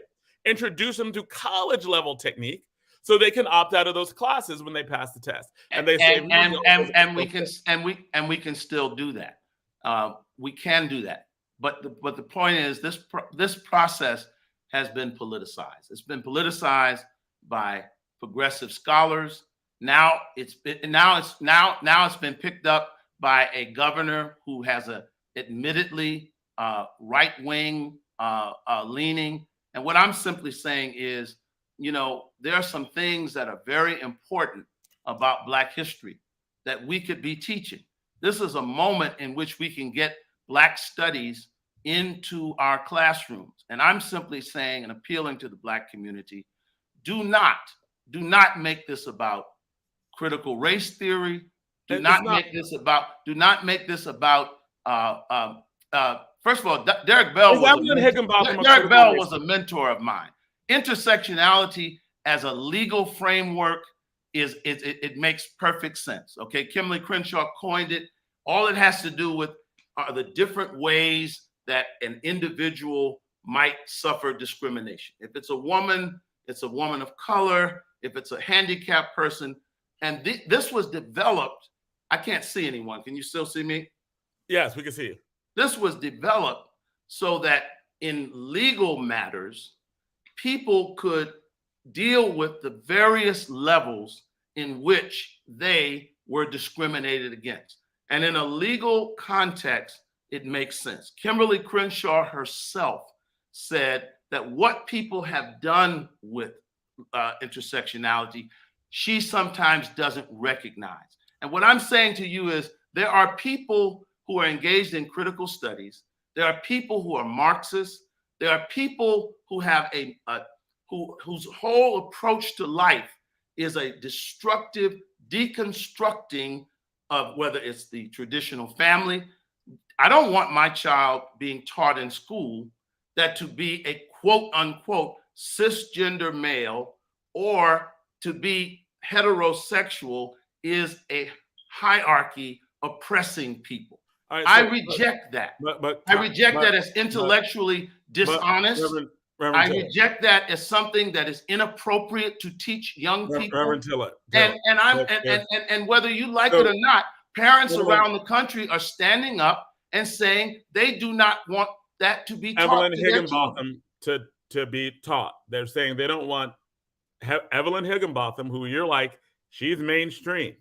You're like I'm saying the reason why, to me, what you might say in Detroit they took the reason why what you're saying to me doesn't make sense is because when you're talking about critical theorists on one hand, but the people who you're not defending, they're talking about Evelyn Higginbotham, right? I mean, that doesn't mean that. First of all, that doesn't mean they're right. I mean, the governor has no background in Black studies, and I'm not saying that he is the person. First of all, this should have never become politicized. I'm making a common sense argument that a governor of a state is going to have oversight. Now, he doesn't have a background in this, but if our scholars focused on developing a curriculum of Black studies that would have been appropriate for this venue, it would not have become as politicized as it has become. And so I disagree. The reason why I'm pressing back on that is because Evelyn Higginbotham, the person you're like is real mainstream, was central to this, and her stuff got excised. Once the process is politicized, then those are the spoils of war. And I think it's a mistake. I think it's a mistake. Right. Okay, so but I'm not sure though. Dr. Higginbotham teaches at Harvard Divinity School, and she teaches at I'm not sure that when you talk about developing a curriculum for high school students, introducing them to Black studies, many things could go in, many things may not go in. I don't know that. It's supposed to be a college course, right? But this of course it's a college course. Of course it's a college course. But you will acknowledge it's not an upper level college course. You would acknowledge that, right? It's an intro college course. It's an intro course. That's my point. So my point is, out of all the things in Black history, as sainted as Evelyn Higginbotham is, and I love her, I'm not sure that it's absolutely possible or necessary to have her in. I'm not saying it isn't, but I'm just saying, I think you love playing devil's advocate. I'm not playing. Listen, don't try to attribute my motives. I think critical studies and the people pushing this is nonsense. That's my motive. Okay. So you don't have to speculate. I'm telling you, I think scholars from a variety of disciplines are trying to shoehorn their stuff into this Black studies curriculum. And my rejection of that is teach a simple version, comprehensive, simple version of Black studies to introduce students to a wide range of Black studies and achievement of Black people going back to Africa, and know that everything I know, everything you know is not going to go in that curriculum. Right, but it doesn't mean we can't have one. And I think that you are giving far too much. I don't think you're recognizing to the extent to which anything that teaches like things as mainstream as Baldwin, as mainstream as Toni Morrison are getting banned. Like, so what you're talking about is essential Black thought. Malcolm X could easily be banned under Florida. It could be. Right? Let me say this. And analysis. Let me say this. Let me say this. Okay, there are many aspects of Black history that I would speculate would probably not make it into that curriculum. David Walker wouldn't make it into the curriculum. We don't know that. We don't know that. See, here's my point. Let's not speculate. I'm not speculating. Let's not speculate. This is not based on speculation. This is based on. Has David Walker been banned? This is based. Has David Walker been banned? Excuse me. David Walker, that as a fact. But things like David Walker have been banned. All right. So let's not speculate. You have said, and this is true, that things that make white kids feel bad get banned. I did not. David Walker appealed. Jonathan. I'm looking at white parents could be like, yo, he's talking about killing white people? Killing them? Please don't put words in my mouth. I'm rather articulate and able to speak for myself. I said the goal of education. The goal of education, and for those intellectually immature people that obviously get off on making people feel bad, that is not the goal of education. Now, if a person feels bad based upon historical facts, based upon dates and historical the historical record, that's one thing. If a person feels bad because of critical race theory, which is only a theory, then that's quite another thing. I'm not going to allow my son, let me finish. I'm not going to allow my son, I don't mind him being introduced to certain feminist thoughts. I'm not going to allow him to be made to feel bad because of feminist theory. Okay, so Jonathan, can I ask a question? Facts are completely different. But the only thing that I'm saying is that you have said that you don't want to ban anything, and you're not talking about banning. And I don't use the word banning. Right. You don't. There's certain things that are appropriate, and certain things that aren't. It's inappropriate and shouldn't be taught, and certain things that are not politically possible. Can you tell me the authors that you would? I'm not gonna do that. Don't patronize me. I said certain things are not critical theory, and you're not. Certain things are not.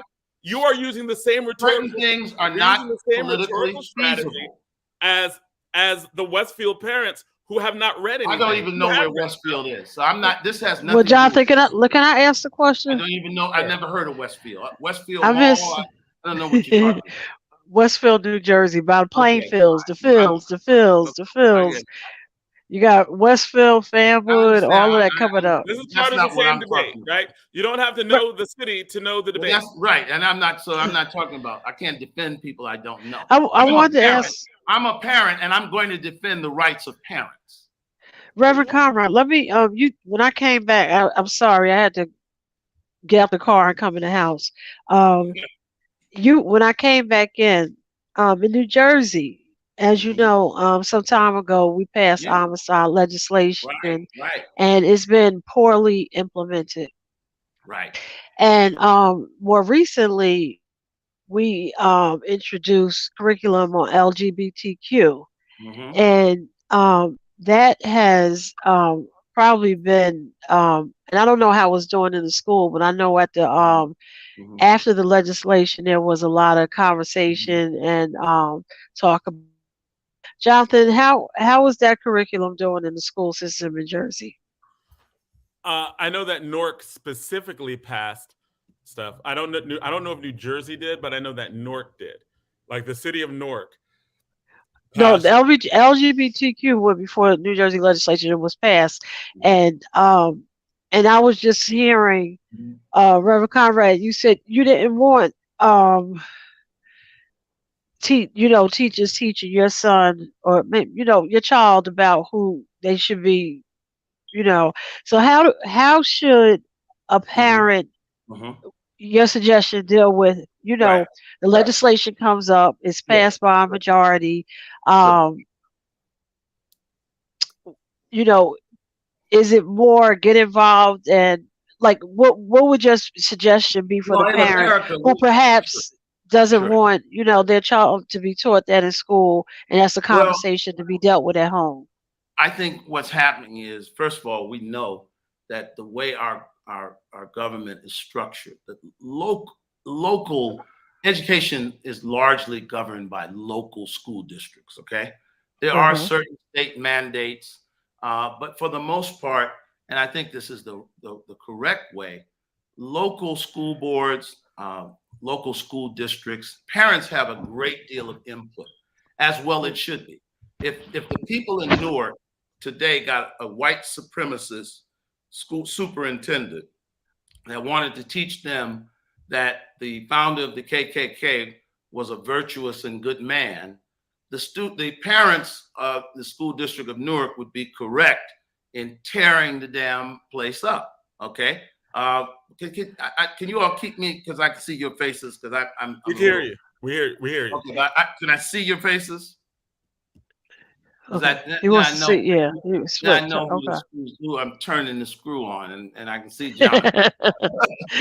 So what I'm saying is, you want for your brother what you want for yourself. Okay, we don't want to disrespect parents. I don't care whether a person is a Chinese person, a Japanese person, a white Christian, white conservative, black nationalist, black Muslim, black atheist, black queer.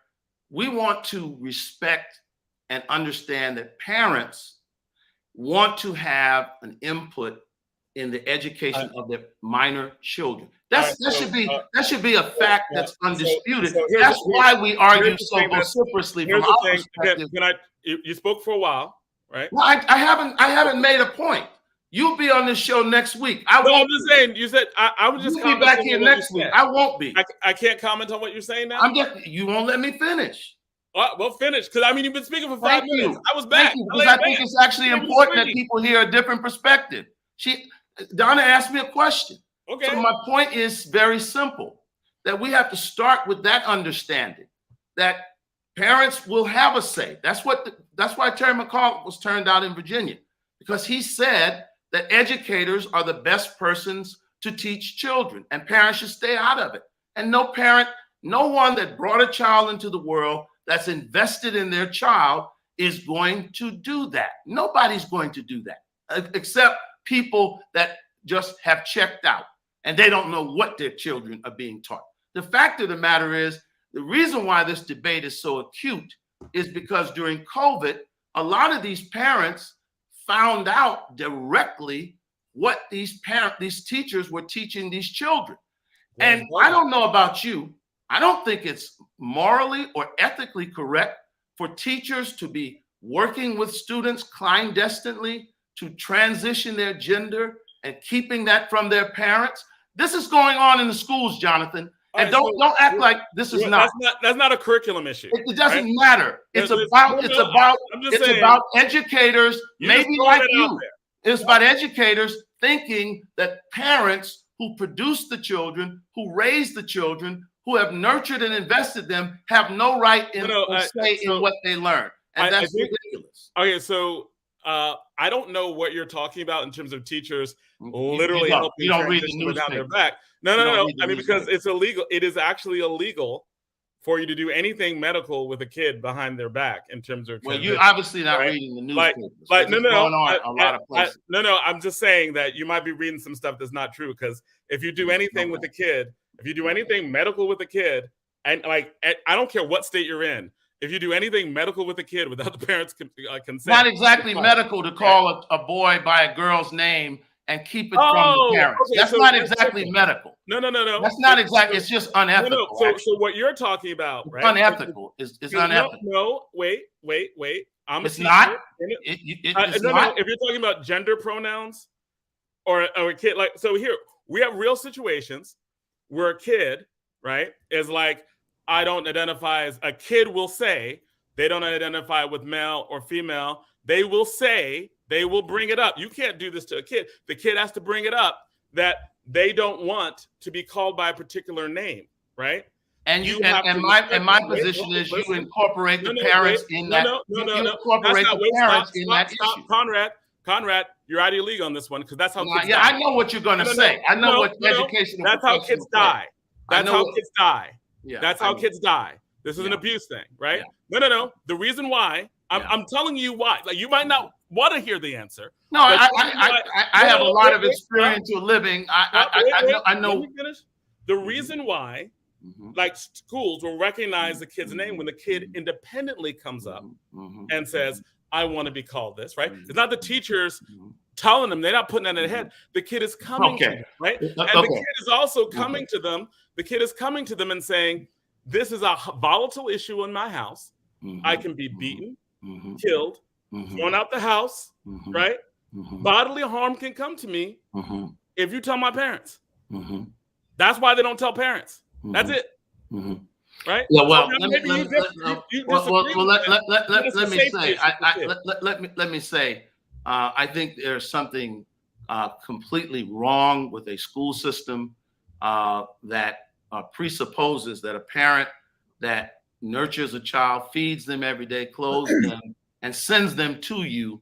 You know, I don't even remember my 8th grade teachers. I don't remember my 6th grade teachers, 5th grade teachers.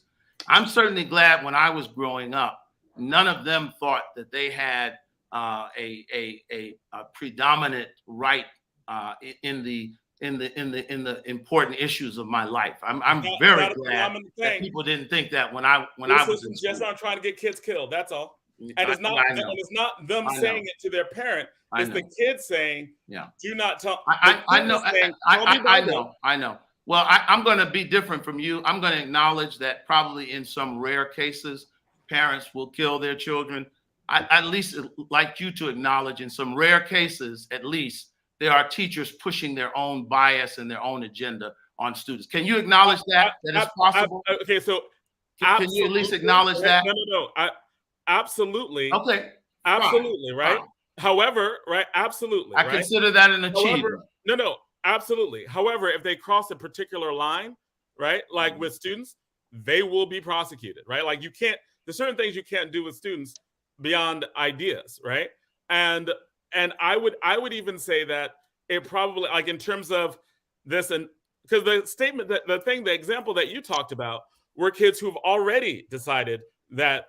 Jonathan, there are hundreds of examples around the country. That's what parents are rising up on. And let me tell you something, Jonathan, first of all, you don't have children. And let me tell you something. I respect you as an educator. You're dedicated to children. But I'm going to tell you something. And you're right. In most academic settings, you're not supposed to say that. Social workers and people who work with children that do not have children, they need to leave room for the understanding that, you know what, these parents have a certain insight into these children that I do not have. They were formed before I met them. They were nurtured before I met them. These parents have invested a lot in them. And I'm going to subordinate my observations. At least I'm going to acknowledge the investment and the knowledge that these parents have about these children. I'm going to give that full faith and credit, at least until I have another reason to believe that. So I'm just asking you to be a little bit humble about how parents view their nurture and education of their children. And I know there are certain subjects that we as a society need to be very careful about when we approach children. A secular teacher needs to be very sensitive when they're teaching Orthodox Muslim or Orthodox Jewish children. A secular teacher needs to understand the context of these children's home life and community. They need to be culturally competent, is what I'm saying. And I think that when you're dealing with a lot of these controversies, I keep going back to James Baldwin, The Fire Next Time gets banned. Okay, well, you know what? I'm sure there are a lot of books. Mainstream authors. So it's not what you're saying in terms of critical race. That's mostly not taught in high school at all, right? Like I'm probably one of the people who teaches it most. No, Jonathan. No. That's a trope. That's actually a trope used by progressives. No, you can't support it. Let me explain this to you. Let me explain this to you because I've actually studied a lot. I was studying critical race theory at Union Theological Seminary 20 years ago. What course is it taught in? So let me explain something to you. All right. Critical studies is a particular ideology. It can be applied. There are critical biblical theologians. Critical studies is a intellectual discipline that deconstructs things. Okay, it's like postmodernism. Postmodernism is like the Nation of Islam. It's like Malcolm X. It's like James Baldwin. You know what? It's like Du Bois. Let me tell you the difference, though. The difference is this: being critical of something is not the same. Postmodernism has a certain set of principles. It says that, number one, there is no objective reality. This is why you see the rise of young people with the gender dysphoria. Because in postmodernism, there is no objective reality. How I feel is how I am. There is no such thing as objective truth. This is a very important feature of of postmodernism. And that's not taught in someone's English class in a junior year. No, but it is taught when it is taught when teachers, when young people are taught in a preponderance of different ways that things that we've known about life and the way life has been organized in the country, the society, and the world community that we live in, the way things have been organized as far as the postmodern is concerned is nothing more than a oppressive hierarchy. Parents, let me finish. Parents are nothing more than an oppressive hierarchy. Gender, everything, this is a quote of postmodernists, everything is a destructive hierarchy. This is why give me the high school English course or history course where that's taught. I teach that because I'm a debate coach, and when I go against, but when you tell, when you teach young people that America is narrowly and singularly an oppressive country, that is the same thing. Because what you're not doing, you're not actually factually and objectively teaching about the history of this country. Okay, what you're doing is, no, let me finish. Since you asked, let me finish. I'll let you finish. Let me finish. It sounds like what you're actually doing is you're ignoring. So if you say that the founding fathers are all we're all racist and slave owners and oppressive. Most were. That's one part of it.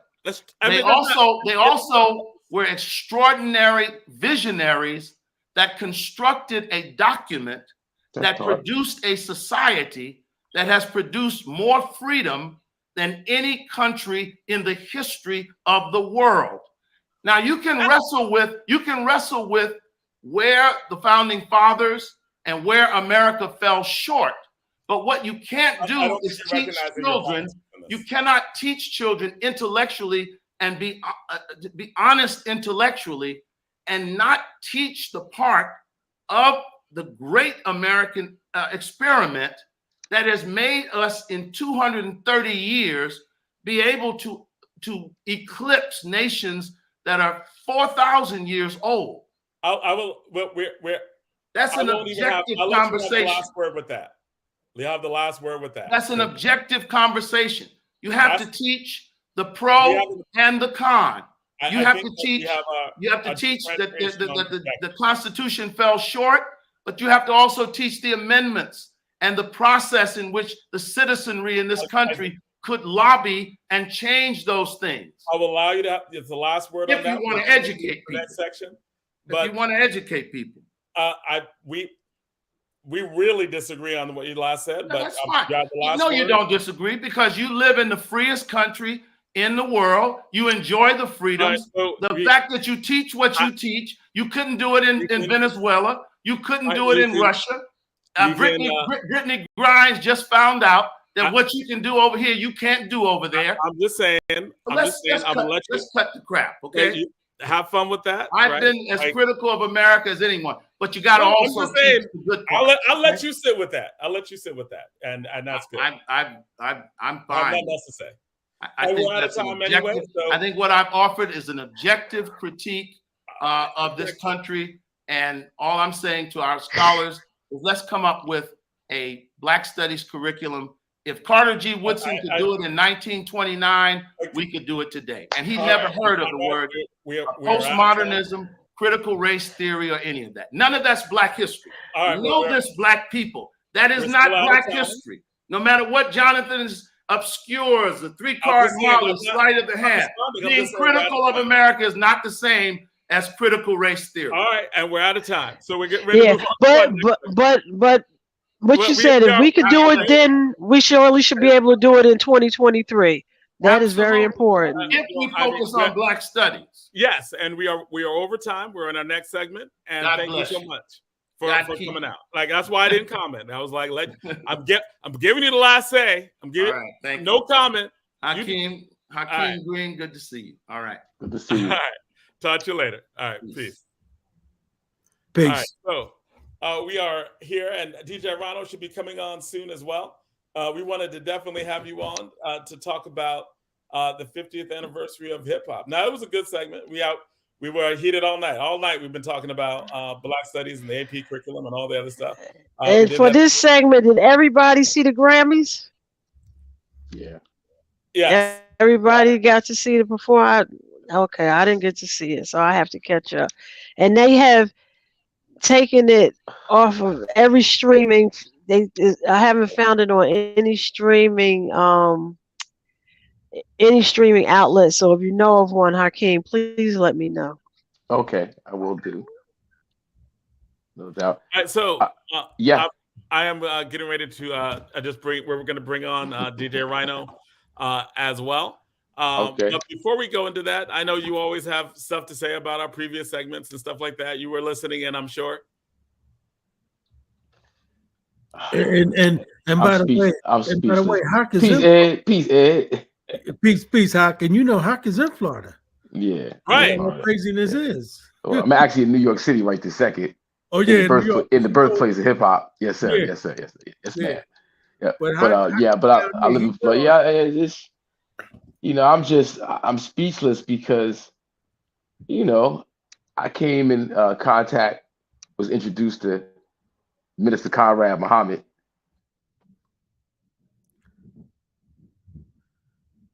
We lost Hawk. There we go. Okay. Yeah, I was introduced to Minister Conrad Muhammad, late 80s, early 90s. And now, Reverend Tillard. Whew, it's not the same person. It's like to hear some of the things he says, and the way he says it, and the spirit in which he's saying it. It's like I can't believe my ears. It's crazy.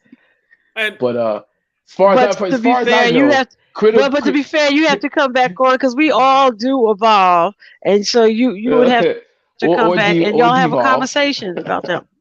Okay. Or devolve. Yeah.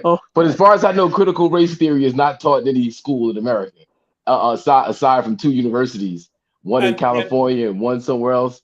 Like critical race theory is like it's a red herring. It's a 52 fake out. It's to get us caught up in a non-issue.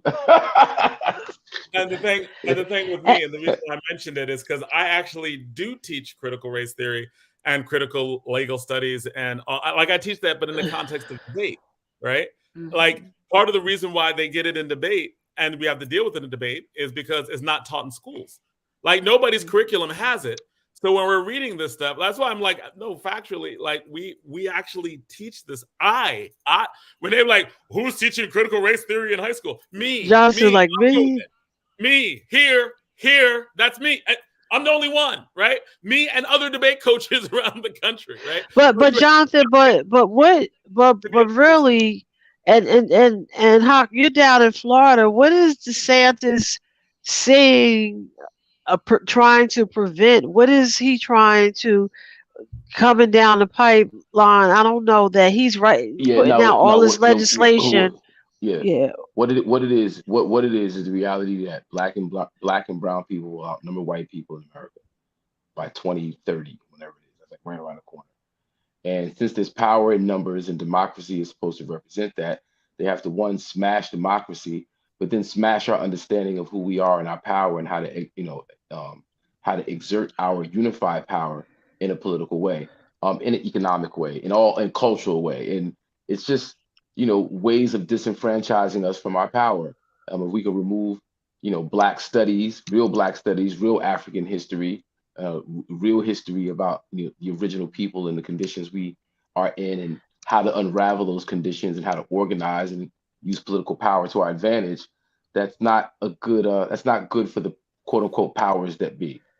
So, getting rid of Black studies, disenfranchises the next generation of future voters who won't see. And is it also because after y'all had that down in Florida, y'all had the shooting, and how the young people really rose up and began to take a stand? Was that something kind of like DeSantis was like, wow, these people are organizing and they're, we want to stop them before they really get going No, because no, no. I think what we're seeing from DeSantis is just a continuation of conservative politics.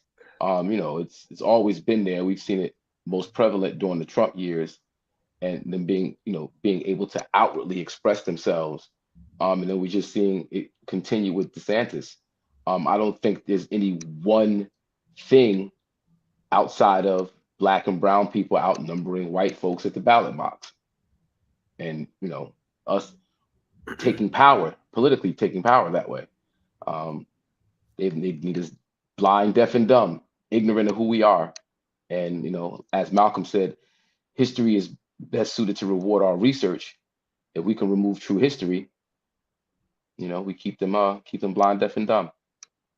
I think Hawk is on to something, right? I think that when he says that the real issue is that these people are living in fear, right? And so they see the handwriting on the wall and they see what's coming. And so what happens is that they see that, and the mayor talks about this, they see what's going to happen in the next 10 years, right? And that's why that language of black and brown, if black and brown ever come together, it begins to be a problem. Because remember, they're even having issues birthing white children at this point. Mm-hmm. Right. So they worried about that number count.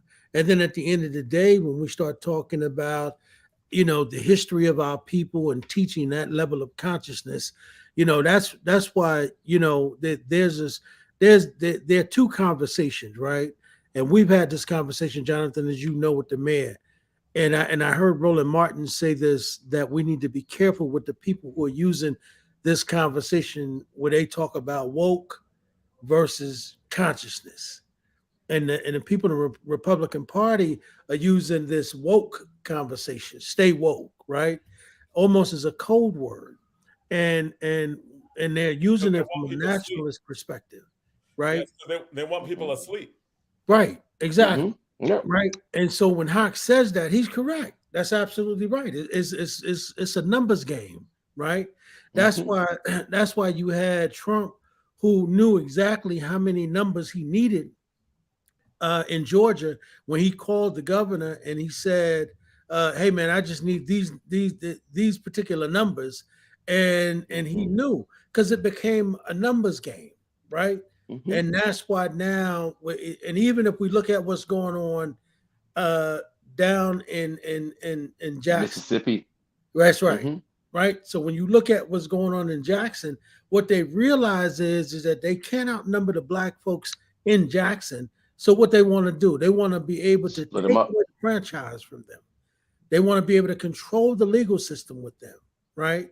Because they can't control the numbers game. And so it's no longer now about electing judges, because they can't play that game. So now they want to go to this thing about the legislature appointing judges.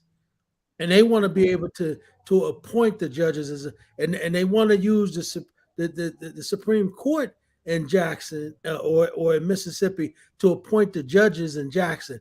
And here's the thing, Jonathan, this will blow your mind. You know who's going to pay for that? Who? The black taxpayers. Right. Mm-hmm. Right. So when Hawk says that, he's on point. It's a numbers game. And this is what all these Republicans see happening. So, and we got to be careful, right? Because, it's that old adage where you throw the ball and hide your hand. While we're busy looking at this, they doing this. That's right. Yeah. Right. And it become a whole power shift. Now, yeah, I know I'm sorry. Oh no, Hakim. No, I was going to say what happened in Flint, Michigan, with the water crisis there, and how that unfolded, with there being a Republican governor basically installing a city manager, doing away with the city council in Flint, Michigan, having a city manager appointed, accountable to only the governor. Well, you remove democracy, because the city council represents the people's vote, the people's voice. That representation, they remove that, and then they could institute whatever laws they want. They can redirect city services and That's right. poison the water, and Right. so yeah. I was going to say what I think is, I'm going to use this to transition this to a hip hop conversation, but I think that what these white politicians and black people should fully recognize, and I think they're more likely to recognize this in Mississippi than any place else, is that when they try to legally take away democracy, it really is the ballot or the bullet, right? When they say your voice doesn't matter in a democracy, and that's what the 1-6 people were talking about. Like the reason why they invaded the Capitol is because they believed it was not true, but they believed that their vote didn't count. They believed that democracy had been undermined, right? It wasn't true. There was no evidence of it, but they went to war. They went to kill people. Right. They attacked police because they said democracy was undermined. Yeah, they thought they were cheated. Right. And I'm saying that was the talking point. Right, these people they didn't did. Man, they went out, like, I'm just saying, when someone told them some aliens were coming down or something like that, 10,000 of them showed up. They are believing this stuff, right? Like the leaders aren't believing it. But that rank and file wanting to hear that individual. Well, that day, because to hear their individual testimonies, most of them said they were really caught up in the moment. Yes. And that's what it came down to. And the thing that, I'm going to say to transition this is... I thought they were just criminals criming. No, I mean, yes, right? But you said climbing. But I think the ones, especially the ones who got, like, that woman who got killed, she was a true believer, right? And what I'm saying is that if they're blatantly trying to take away democracy from Black people like Flint, like in Jackson, is going to reach the point where people are going to draw logical conclusions that without the ballot, there's the bullet. I mean, we've been talking about this since forever, right? And the South has a history of that more than ever, right? So I think in terms of I think whenever they're talking about taking away democracy from Black people, it becomes especially dangerous. And I was going to say, in terms of the 50-year history of hip hop, right? They're banning critical race. They're trying to ban history or Black people. I'm not going to say critical race theory. They're trying to just ban discussions about race in schools because it scares them, right? And the 50-year, we're talking about the 50-year anniversary of hip hop. It seems like before there was like critical legal studies, before that became real popular, right? Before a lot of the critical arguments became popular, in terms of being able to open the eyes of people to this system needs a criticism, was hip hop, right? Can you talk about that in terms of like what that legacy point is? Yeah, I mean, it was that voice is part of a tradition that extends further than hip hop culture. You look at the last poets. You look at Marvin Gaye, What's Going On. You look at just the legacy of rebellion and struggle in our community, and then the artists that gave voice to that rebellion and struggle. Mary Baraka is a great example, being a poet, a spoken word master. It's just a part of that legacy. One, speaking truth to power, and two, just talking about your community and your environment in a way that pushes people to action. The message rings a bell. And you got the Chuck D's of the world and what have you. So it's just a part of a long tradition in our community of speaking truth to power, and hip hop has kind of carved its niche in that sense. And DJ Rhino, what do you think in terms of just that, right? And with the note that Mary Baraka was banned by the or taken out by the College Board and highly criticized by Florida, and probably will not be taught outside of Newark, even though he's like one of the founders of the Black Arts Movement. That's right. You're muted. Yeah, Rhino, we can't hear you. You're muted now, actually. Your mute thing is on right Can now. you hear me now? We can hear you now. All right. So yeah, basically, that's how hip hop came about. Is when we realized the limits of our education when it came down to Black studies, when it came down to learning about ourselves. All we got was slavery and king. So at some point, all right, where are we going to get this other knowledge? And to have somebody like Chuck D, who's doing it again, man. I don't know if y'all seen this Fight the Power thing, man. He's Yeah, I doing tuned it in. again, Somebody man. said it's off the charts. Man, yo, part 2 got so much deeper. I'm ready for 3 and 4. It got so much deeper in part 2, but Chuck D is attacking that. He's attacking it from the political side. He's showing you the political climate that we were in when hip hop was created, the different eras of hip hop. He shows you the political climate in each era of hip hop. He shows you what it was that was going on in America, in the world, in New York City. You know what I'm saying? In inner cities. He's letting you know what brought this about. You know what I'm saying? But in the beginning, yeah, I mean, when hip hop came out, that's what it came from. It came from the slums of the Bronx, man, where there was, I mean, it looks like a war zone. You know what I'm saying? And people had to create, man. There were all of the arts programs and everything was pulled out. You know what I'm saying? We had to create. We had to express ourselves some kind of way. And this is where this stuff comes from. The Black studies, man, when we got Chuck D and KRS and starting to really talk about the reasons why we were in the situations that we were in, because we got Melly Mel who opened our eyes just to hear somebody who can reflect on what it was that we saw every day. You know what I'm saying? That's what Melly Mel brought with the message. This is something we saw every day. You know what I mean? Waking up, opening the door and going outside. You know, this is what we dealt with every day. But Chuck D and Public Enemy and KRS-One, Boogie Down Productions, what they brought was basically letting you know why things were that way when you walked out the door. You know, why is it this way? What are the sources of all of this? You know what I mean? So that's what was so special about hip hop in the situation and what we were dealing with as far as our limited education. Because we definitely weren't getting all of this. We didn't hear none of that stuff that they were talking about. You know, I did Malcolm X, the Panthers, even W.E.B. Du Bois. You know what I'm saying? Because we talking about both sides. You know what I'm saying? We can talk about the black bourgeoisie and all that. You know what I'm saying? And then talk about the rebels. We could talk about both sides, but we weren't getting none of that right. in the schools. You know what I'm saying? We got none of that in the schools. So yeah, hip hop was super special. It was super important.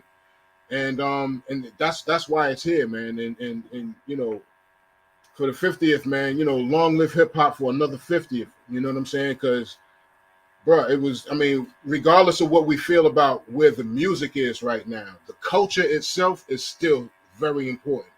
You know what I mean? We got to keep it strong. And Rhino, the thing when it first came out, it was like, oh, it won't last.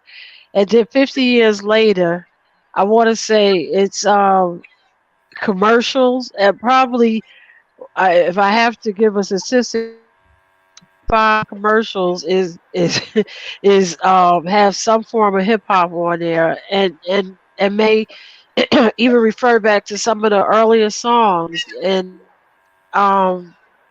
thinking of the song like You Must Learn and then teachers more recently, probably in the last 10 years, younger teachers going into the classroom teaching through hip hop. And, so it's amazing. And I'm very sad that I didn't get to see the performance. But I remember, I don't know what awards show when Queen and them were down at the Prudential and DJ K Lace and they did the what was the honoring with Jada Kiss and Queen and that the song that Legend Living Legend Legend 11 and I didn't even know he passed away and I just we lost him but he had did like 3 or 4 versions of that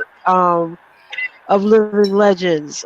So hip hop is just the history is long and so and in some we were talking about colleges earlier. Some colleges have even on hip hop. So long live hip hop. Sugar Hill Gang, and I don't know if that's the proper first one to start with, but from Sugar Hill to we don't know to where where we will continue to keep going.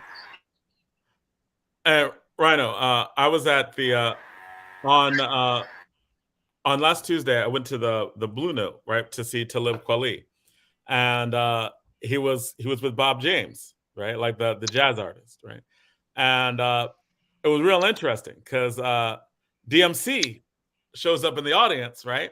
So you had DMC show up in the audience. There were a few other artists that showed up in the audience, and it was a real interesting time, right, because it's a jazz club with Talib Kweli and DMC playing with a bunch of artists, including at one point Bob James, who was sampled by a song that Talib Kweli did.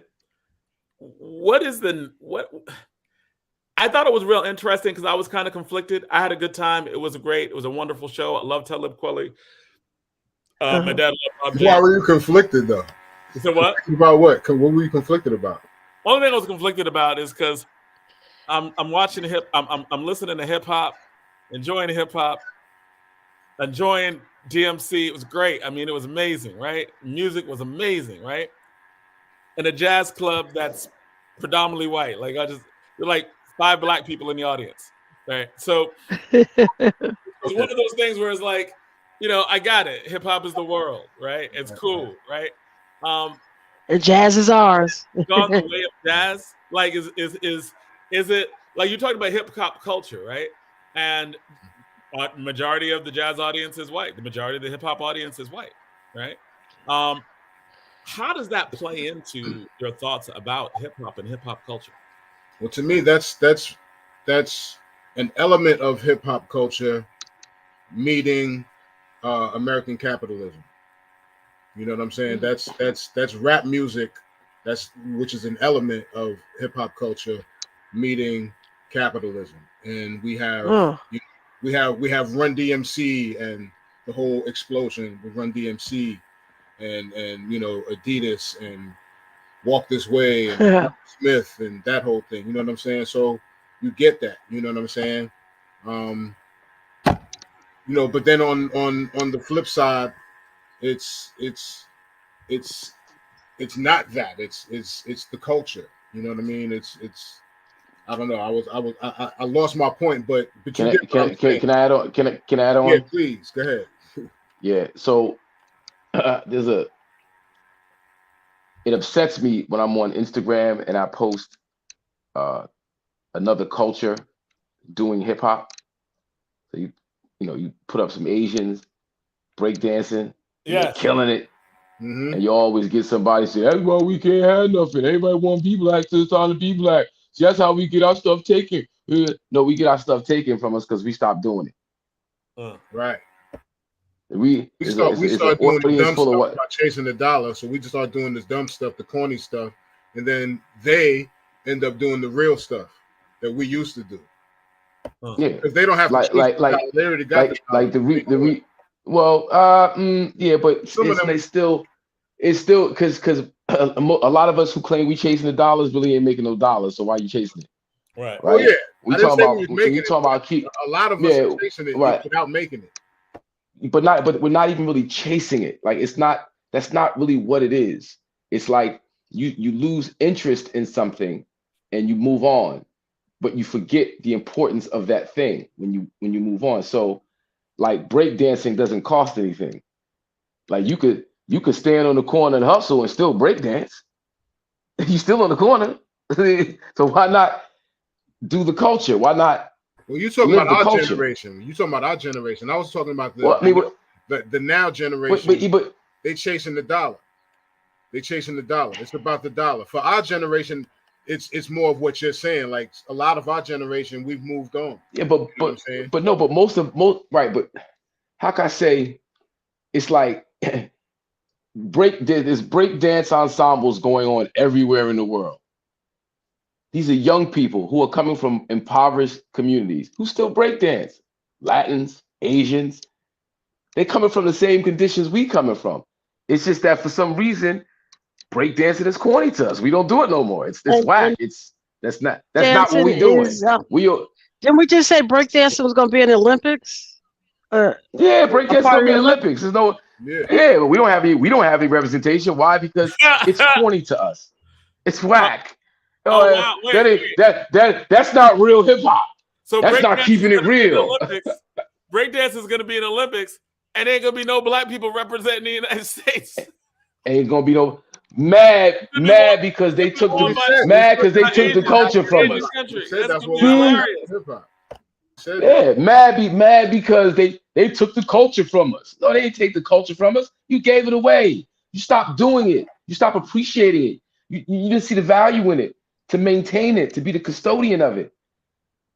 Like, that's why I appreciate, KRS-One, of course, but he makes it a point to highlight breakdancers and bring them on tour and give them a stage and honor them, all elements. The graph writers, the culture, not just rappers. I don't know if you know Cecil. Not just rappers. Cecil's a jazz artist who used to have a jazz club in Orange. Yeah, I remember Cecil. Jazz is our art form. And as a jazz artist, he was so hurt. He did not honor something that we created. To hear about how, like you just said, Jonathan, you were in a club and it's just 5. You were in a jazz club, but it was just 5 black people. Well, Cecil's had his club in Orange. That was the one thing that hurt him the most, that we didn't appreciate something that we created. See, that was the other point that I was going to make when I was saying that on one side it was rap music meeting capitalism. I was going to say the other side, it was culture appreciating, because originally our culture, we appreciated jazz music, which is why you saw Talib Kweli and Bob James, because we appreciated jazz music. We sampled that music, and not just in sampling it, in sampling it, we would listen to, because I know myself in looking for samples, we would skim through the records sometimes, but a lot of times we would just sit there, boom, just play the whole album front to back and just listen to the album. And then you get into the music itself. You know what I'm saying? You find all kinds of samples, but then you appreciate the music itself. And you just end up playing that music, you know what I'm saying, on your time. And so we had an appreciation for that, you know what I'm saying? There was that connection. So that's why we saw Bob James and Talib and stuff like that, you know what I mean? But yeah, on the flip side of that, it was rap music and capitalism and making money, and this is why we see this stuff, man. But yes, I agree with Hawk also that we need to get back to appreciating it all. You know what I'm saying? Appreciating the culture, appreciating the elements. You know what I'm saying? We definitely don't appreciate all elements anymore. I see that a lot. No. You know what I'm saying? We really. What does that mean? Not appreciating the elements? We don't appreciate. You don't see a lot of love for graffiti like we used to. You don't see a lot of love for breakdancing like we used to. We already seen DJs being thrown to the side when it comes down to rap groups. You don't even have rap groups anymore. And then when you do, there's no DJ. You know what I'm saying? There's no scratches in the record no more. You don't hear that stuff. You know what I'm saying? It's like the elements of the culture are not appreciated. The culture's not appreciated as a whole. You know what I'm saying? It's been dissected. When people say hip hop, they mean rap. They don't mean the culture. Right. When people say hip hop, they mean rap. They don't mean the culture. Exactly. Hip hop is not rap. Hip hop is a culture. Yeah, and I hate that, man. Because exactly. Because rap music is an element in the culture of hip hop. You know what I'm saying? And all of the rest of those elements, man. Like I said, rap music was just gutted. It's like rap music was gutted out of the culture. You know what I'm saying? Because the other elements are not appreciated. Now, do you think that just because we moved on and it is like jazz, right? Like it is like, there are certain, like Miles Davis stopped doing certain forms of jazz because he said, "I did that already. I don't want to do it again." So he went to new musical forms in the 70s, and then reinvented some stuff, but never went back to what he did. He made new sounds in the 80s with younger people trying to find something different. Do you think that's just where we are? Hip hop is 50 years old, and we need to move on, or because you find a new culture? Well, if you don't, well, no, because if you don't like, you see, hip hop is in the Olympics right now, Right. and when there's no representation, don't be mad. All right, you moved on, right? Okay, Right. well, keep moving. And then you got people who are still maintaining it, still doing it, and if there's a resurgence or there's a global appreciation for your art form, but other people are doing it, and then you're mad at them because, well, you stole my thing. Well, you weren't doing it, and we appreciated it, and we liked it, and we loved it, so we decided to keep it going, keep the tradition. That's what we have very few traditions in our community, that like positive, enriching traditions that we uphold and we honor and we protect. Tradition is very important. Right. But is that because hip hop was created based on creating something? We like to in our community. Every generation we create sounds that have never been heard before, right? Like we go from spirituals to gospel to different forms of early jazz to like there's a constant reinventing of dance, like from tap dance. Like there's just a constantly, every generation wants to define itself as something new, and they push the culture, right? Is that just not happening now, or the culture being pushed differently? Like what are young black kids just going some other direction? Is it still hip hop? No, it's like why black people don't play baseball anymore, because basketball is popular. Right. So we don't play. But then we go, what? How come there's no black representation in Major League Baseball? Because we stopped nurturing our love for baseball. Right. And there's reasons. I mean, basketball is, isn't as expensive to play. It's easier to, grab a team. You don't need one ball. You don't need a ball, gloves, bat. The highlights are better. You need night. Dunking on somebody. Ain't nothing can get you more rep than dunking. That's not true. That's not true. The Negro League, was more exciting and entertaining than, you ever see what was that movie? The old school black baseball with Richard movie. Pryor Richard Pryor, James Earl Jones, Billy D. Williams. Right. I forget what the name is. Classic movie. Bingo Long and the Traveling All-Stars. Bingo Long's Traveling All-Stars. Yes. So the tricks, the stunts, just everything we do, we've always done. And remember, East Orange and Oval Park. East Orange has one of the I think one of the original parks that the Oval Black Park. League. Oh, right. Yeah. Oval Park. Yeah. Yeah. So it's like, if you're not gonna maintain your traditions, you're not gonna maintain your culture, somebody else will. If you don't find pride in it, if you don't find the value in it, somebody else will. It's like why, property value in the black community is what it is, and we don't take advantage of it, and they move us out, somebody moves in and they start fixing things like, oh my God, this is so beautiful. I never imagined this, but yeah, well, the value was always here. You just didn't see it. You saw value in other things that weren't as enriching as the real estate you have. You opted out for cars, jewelry, and furs when you could have bought real estate and owned a piece of the city.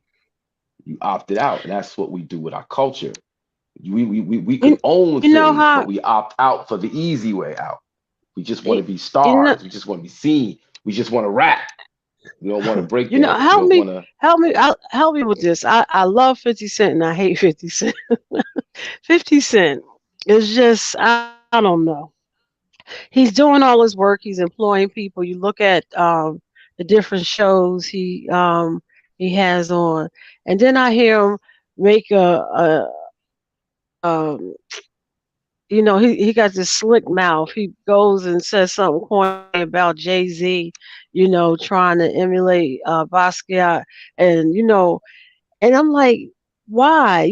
Things like that. Is it just, but here's this person who does have the capital. They probably could have put a team in the Olympics, but he just finds more just being so critical. And I don't understand that. I'm just so conflicted with that young man. I don't know. I think Yeah, I don't know. that's just 50. Yeah, okay. You don't know either. Okay. Brand right there. No, I don't get into brand. 50's been trolling people since he's been out, man. So I think that's him pushing his brand. That's all that is. And don't take none of that stuff serious that 50 does, because that's just 50 being 50. He's been doing That's just that 50. Okay. and he don't mean no real harm with that, I'm sure. It's just him being 50. Okay. So, it was the other night. How did y'all feel about the presentation? I thought it was awesome. I was excited. I thought they did a tremendous job. I was so proud of the production team that put it together. They covered 50 years of hip hop, of rap music, I should say. And in doing so, a lot of people got left out. But I mean, you only got a certain amount of time. So given the time constraints and the different variety of sounds and artists that touched the stage, I think they did a tremendous job. I was proud. I was happy. Yeah, I liked it. I thought, LL, he made the disclaimer in the beginning. He let y'all know that it's not going, there's going to be people missing. It's not, we couldn't get the whole 50 years in these few minutes. So, he made the disclaimer about that in the beginning. So I understood why certain people were missing. Well, why people were missing. Of course, we all got our personal choices who we wish would. I really felt Slick Rick, certain people should have been there, but like I said, he made the disclaimer, and I really think they pulled it off because, to really get that many people together in that one night like that, and they all, everybody had like a 2-liner or something like that. 8 bars. It was 8 bars. They read 8 bars. 2 lines, so it was like they just did their lines and went to the next one. But it was dope to see how many people they were actually able to get together in that one situation. So I respected that a lot. That was dope. And so I think that there are going to be a lot of really cool things happening over the course of this year, right? In terms of the Olympics thing is going to be interesting in terms of the lead up to that. There's going to be some great little films made on the hip hop teams representing different countries, right? Like the Parisian breakdance team, and or the breakdance team from Singapore. Those are going to be some real interesting things in terms of just what that is, what that governing body is, that hip hop that it is. Are there things? I know the museum is opening up this year as well. Are there some things that I think that the show that I saw with Talib Kweli and various artists and Bob James, I thought that was cool. But I think that's it was in the spirit of the 50th. We're going to do some different stuff. We're going to highlight this stuff. What do you look? Is there anything that you're looking forward to that's in line with this level of celebration? Yeah, but people going and buying my album Aubrey. It's available for download right now. It's a tribute to hip hop. I started production on this in 2019, not realizing we were inching up on the 50th. And the purpose was to celebrate the foundation of hip hop culture. So the sounds, the themes, the ideas. Rhino mentioned earlier how nobody uses scratching anymore. We got some scratching on the album. Took a test in the cipher. Break beats galore. And it's just a salutation to the original sound of hip hop culture. So go out and purchase Aubrey, so Aubrey can be your soundtrack for the 50th anniversary celebration all year long. Available on all DSPs right now. Shameless plug, but I had to do it. No, it's not a shameless plug, man. You are a real artist. A lot of people don't really fully recognize that when, I always say that you're Newark's ambassador to hip hop, right? And I'm always saying that because you are an actual artist, brilliant artist who does his thing, right? You represent the city all the time. And while I'm talking, I am doing this thing in the background that you can see, right? There you go. This is the title of this is the cover for the album. Aubrey. All right, so I'm just curious. Who's on the cover? Who's that? That's me. That's That you? would be me. That's me. Oh, okay. Okay, the eyes are a giveaway. The glasses. All right. So, why is it called Aubrey? That's my middle name. Okay. Hakim Aubrey Green. That's my middle name, and when people find out my name was Aubrey, Aubrey, people call me Aubrey. So Aubrey's the little kid that was influenced. Yeah, well, not really, but Aubrey is the young kid that was influenced by hip hop culture. So that's that infant right there. That's that sponge. That's that. I was born and raised in the culture. Aubrey. I don't think we've ever really interviewed you on this show. No, not really. We talked about subjects, but we didn't do an interview. Partially. Around, one of I think your last album before this one, I kind of interviewed you a little bit. Mad as who wants to smoke. Okay. Asking you questions about the songs and stuff on there. What was that? Not me. Yeah, it was not me now. Not me. Yeah, it was not me. Yeah. And then interviewed him around hip hop about the 24 hours a piece. We did a good interview around that. No, but I'm talking about that. We interviewed on stuff you did, but right. I mean, now we're talking about the 50th anniversary. Mm-hmm. You're talking about Aubrey as a tribute to like the 50th anniversary. See this little boy over here. How'd you get into hip hop? I mean, that's just what we were doing coming up in the 70s. It was the culture. It was East Orange. I was born in Orange, raised in East Orange. So reality kind of took shape for me on North Arlington Avenue between William and Summit, across the street from Raleigh Park, aka Bush City. So I guess it's the irony is that I had a song about weed. I grew up in a park where they sold lots of weed.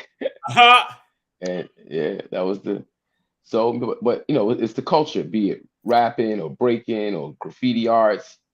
It's just being immersed in this culture of young people who just wanted to express themselves. They had something to say, and we didn't always know how to say it or the best way to say it, but we got it out the best way we could.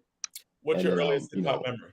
Because basically, your life spans the history of hip hop, right? Like you are not yet 50. You're like in your 40s, right? Yeah. I'm 54. Okay. Wow. So you actually came out to Ormond talking about hiya. No, right? yeah. You came What? When I saw Into the Dragon, and we was leaving the Ormond, and I ran off because they had to you walk by the popcorn machine, and you hit the steps. So I jumped off the steps and did my flying kick. Yeah. And all the memory of my uncles be like, Hakim, run up on you. He used to start chopping and kicking. Karate chop you. So yeah, martial arts, kung fu, karate, very important to hip hop culture. Don't get it twisted. Extremely important to hip hop culture. Yeah. 54 years old. Yeah. Right? Like the era. So you got to think. You had movies. You had the Ormond, the Palace, the Hollywood, Ormond, the Palace, the Hollywood, the you Embassy. You said the Embassy. Yes. The biggest chokers don't know about the Embassy. The skating ring. You had moving skates. High rollers, moving skates. Yes. You had, of course, Twin City. Yes. Came up in Twin City early. I was like 6-7 years old roller skating to Twin City. Twin City when they played the organ. Mm-hmm. Yeah. So I mean, but these are things that you're growing up in a lot of that precursor to hip hop and a lot of that. Like when did it hit you as hip hop? Like when did you first experience something that. All right, so I had an interview earlier today, and they asked me the same question, and the answer is I can't remember the time when we called hip hop hip hop. Right. Like we were doing hip hop, we didn't call it hip hop. It's just what we were doing: breakdancing, rapping, DJing, graffiti arts. Probably in the mid '80s did we start really calling it hip hop culture. Well, I'm not. It could have been, I don't know. You first feel it though. That's the question wasn't when you define it. The question was more about when did you get first involved and feel it? Did you see Sugar Hill Gang at the Paradise? Did you see Sugar Hill Gang at the Paradisio? Did you come down north to see that? Young. You was too we young. were all young. I'm 54. I'm 55, so I Sugar see Hill Gang. so. I was 10 when Rappers Delight dropped. I had to be in way before the streetlights came on. What are you talking about? Yeah, I was 9 when that. But I Did you think see Sugar Rappers Delight at the Paradisio? They had an afternoon show at Paradisio, the Sugar Hill Gang, and my aunt bought me tickets. I never forget that. Yeah, I wasn't getting tickets to nowhere. My mother had tickets to across the street at the park, boy. She had tickets. He had a ticket to the Ormont. You go to one of the movies? You can do that. You're not going to see because with Ralph Roberson, who had the barbershop on Main Street, East Orange, Roberson's Barbershop, and he was a big time promoter. He did shows at Symphony Hall, Raleigh Racket Club, Ali Helper Christians, and I would see the pictures, up and down his mirror. Because when you sit in a barber's chair in the 70s and the 80s, his mirror was like Instagram. That's when you got to see all the celebrities. You got to see, it was like Instagram. And I'd be looking on Ralph's mirror, like you see Ashford and Simpson, you see the Spinners, you see Run DMC, you see this one, that one. So, I would, wish that I could, go to these shows, but I didn't go to my first rap show until Rakim at Our Lady Helper Christians, 1986. 86, yeah. No, wait, that's not right. That's not right. I went to, my cousin snuck me over to the Fun House in 1984, Christmas 1984, and I saw Run DMC do Here We Go. That was 85. I got all these memories. No, that was Lottie Dottie, Dougie Fresh, Slick Rick, Lottie Dottie at the Fun House in 1984. Yeah, I got to see that. And I asked, did you remember when Dougie Fresh did at Martin Stadium? Do you remember that? I don't think I was there, but I'm sure. Was it for 4th of July, Memorial Day? 4th of July. I remember 4th of July. 4th of July. Yeah. Yeah. I mean, I think I was there. I got to see it through the gate. Like I said, I didn't get a chance. My mom wasn't really co-signing a lot of that stuff. So I couldn't. I had to sneak into. I had to look, catch hip hop off the TV. And wait, but what's show? Because a kid named Rory from East Orange was in a show. He was Boy Wonder, right? Break dancing. That's Boy Wonder. Rory was ill. Ill. Yeah. Boy Wonder. Yeah. I definitely remember that. I think he's in Looking for the Perfect Beat video. Yeah, a couple of Looking for the Perfect Beat things. video. I remember him being in a couple things. You remember he got, but I remember him in breakdancing. So there you go. Remember breakdancing? Do you remember that? Woo. Yeah. You hurt yourself out there. Hell yeah. Now, big shout out to Ski, Black Ski, Loco, cats from down the hill, East Orange, big break dancers. Derek Presley, rest in peace to Derek Presley. He was nice with it. Who else was nice with it? I was still in New York. During that time. You said, and Rhino always talk about Mike C. Mike C was the first person I heard rhyme in live, and I was like 9, and he was spitting it in Raleigh Park. Bars, like continuous bars. I'm like, look at this. What is this? And we just watching him. He's going. And I like, this is like 1978, 79. And you know, look, here we are in 2023. It Still has talking about it. shaped the world. Shaped the world. And Yep. I remember going to the military and getting a letter like, these boys from East Orange made a rap off of Jackson 5 record and they getting big. That's how it was described. Naughty by Nature, OPP. You know, going to school with them. You know, I went to junior high school with KG, high school with all three of them. KG introduced me to Boogie Down Productions in terms of walking in the home room in 1987. He's sitting there with the Criminal Minded album in his hand. I'm like, what's that? You don't know about BDP, huh? Like, BDP? They on the album cover holding guns? Man, they ain't trying to sell records. That's what I said. That's what I said to KG. He just laughed at me. So you on went the to, cover with guns. So you went to school with Say it Naughty by again? Nature? Yeah. I saw Naughty by Nature form as the new style at my senior year talent show in 1986. Yeah. So when they first formed, That was back when we was battling them at Club 88. Me, Jay Byrne, and Rasta Ra was we used to do talent shows with them. Yep. Yep. And I can I've known remember Jay Byrne since I was like 8. Yeah. I know Jay Byrne since like early. And think of concerts and how much they cost now. And I can remember seeing LL Cool J at Sensations for like $10. Wow. Wow. I think that all of this is going to be stuff that, you know, and revisiting some of the memories that you have, right?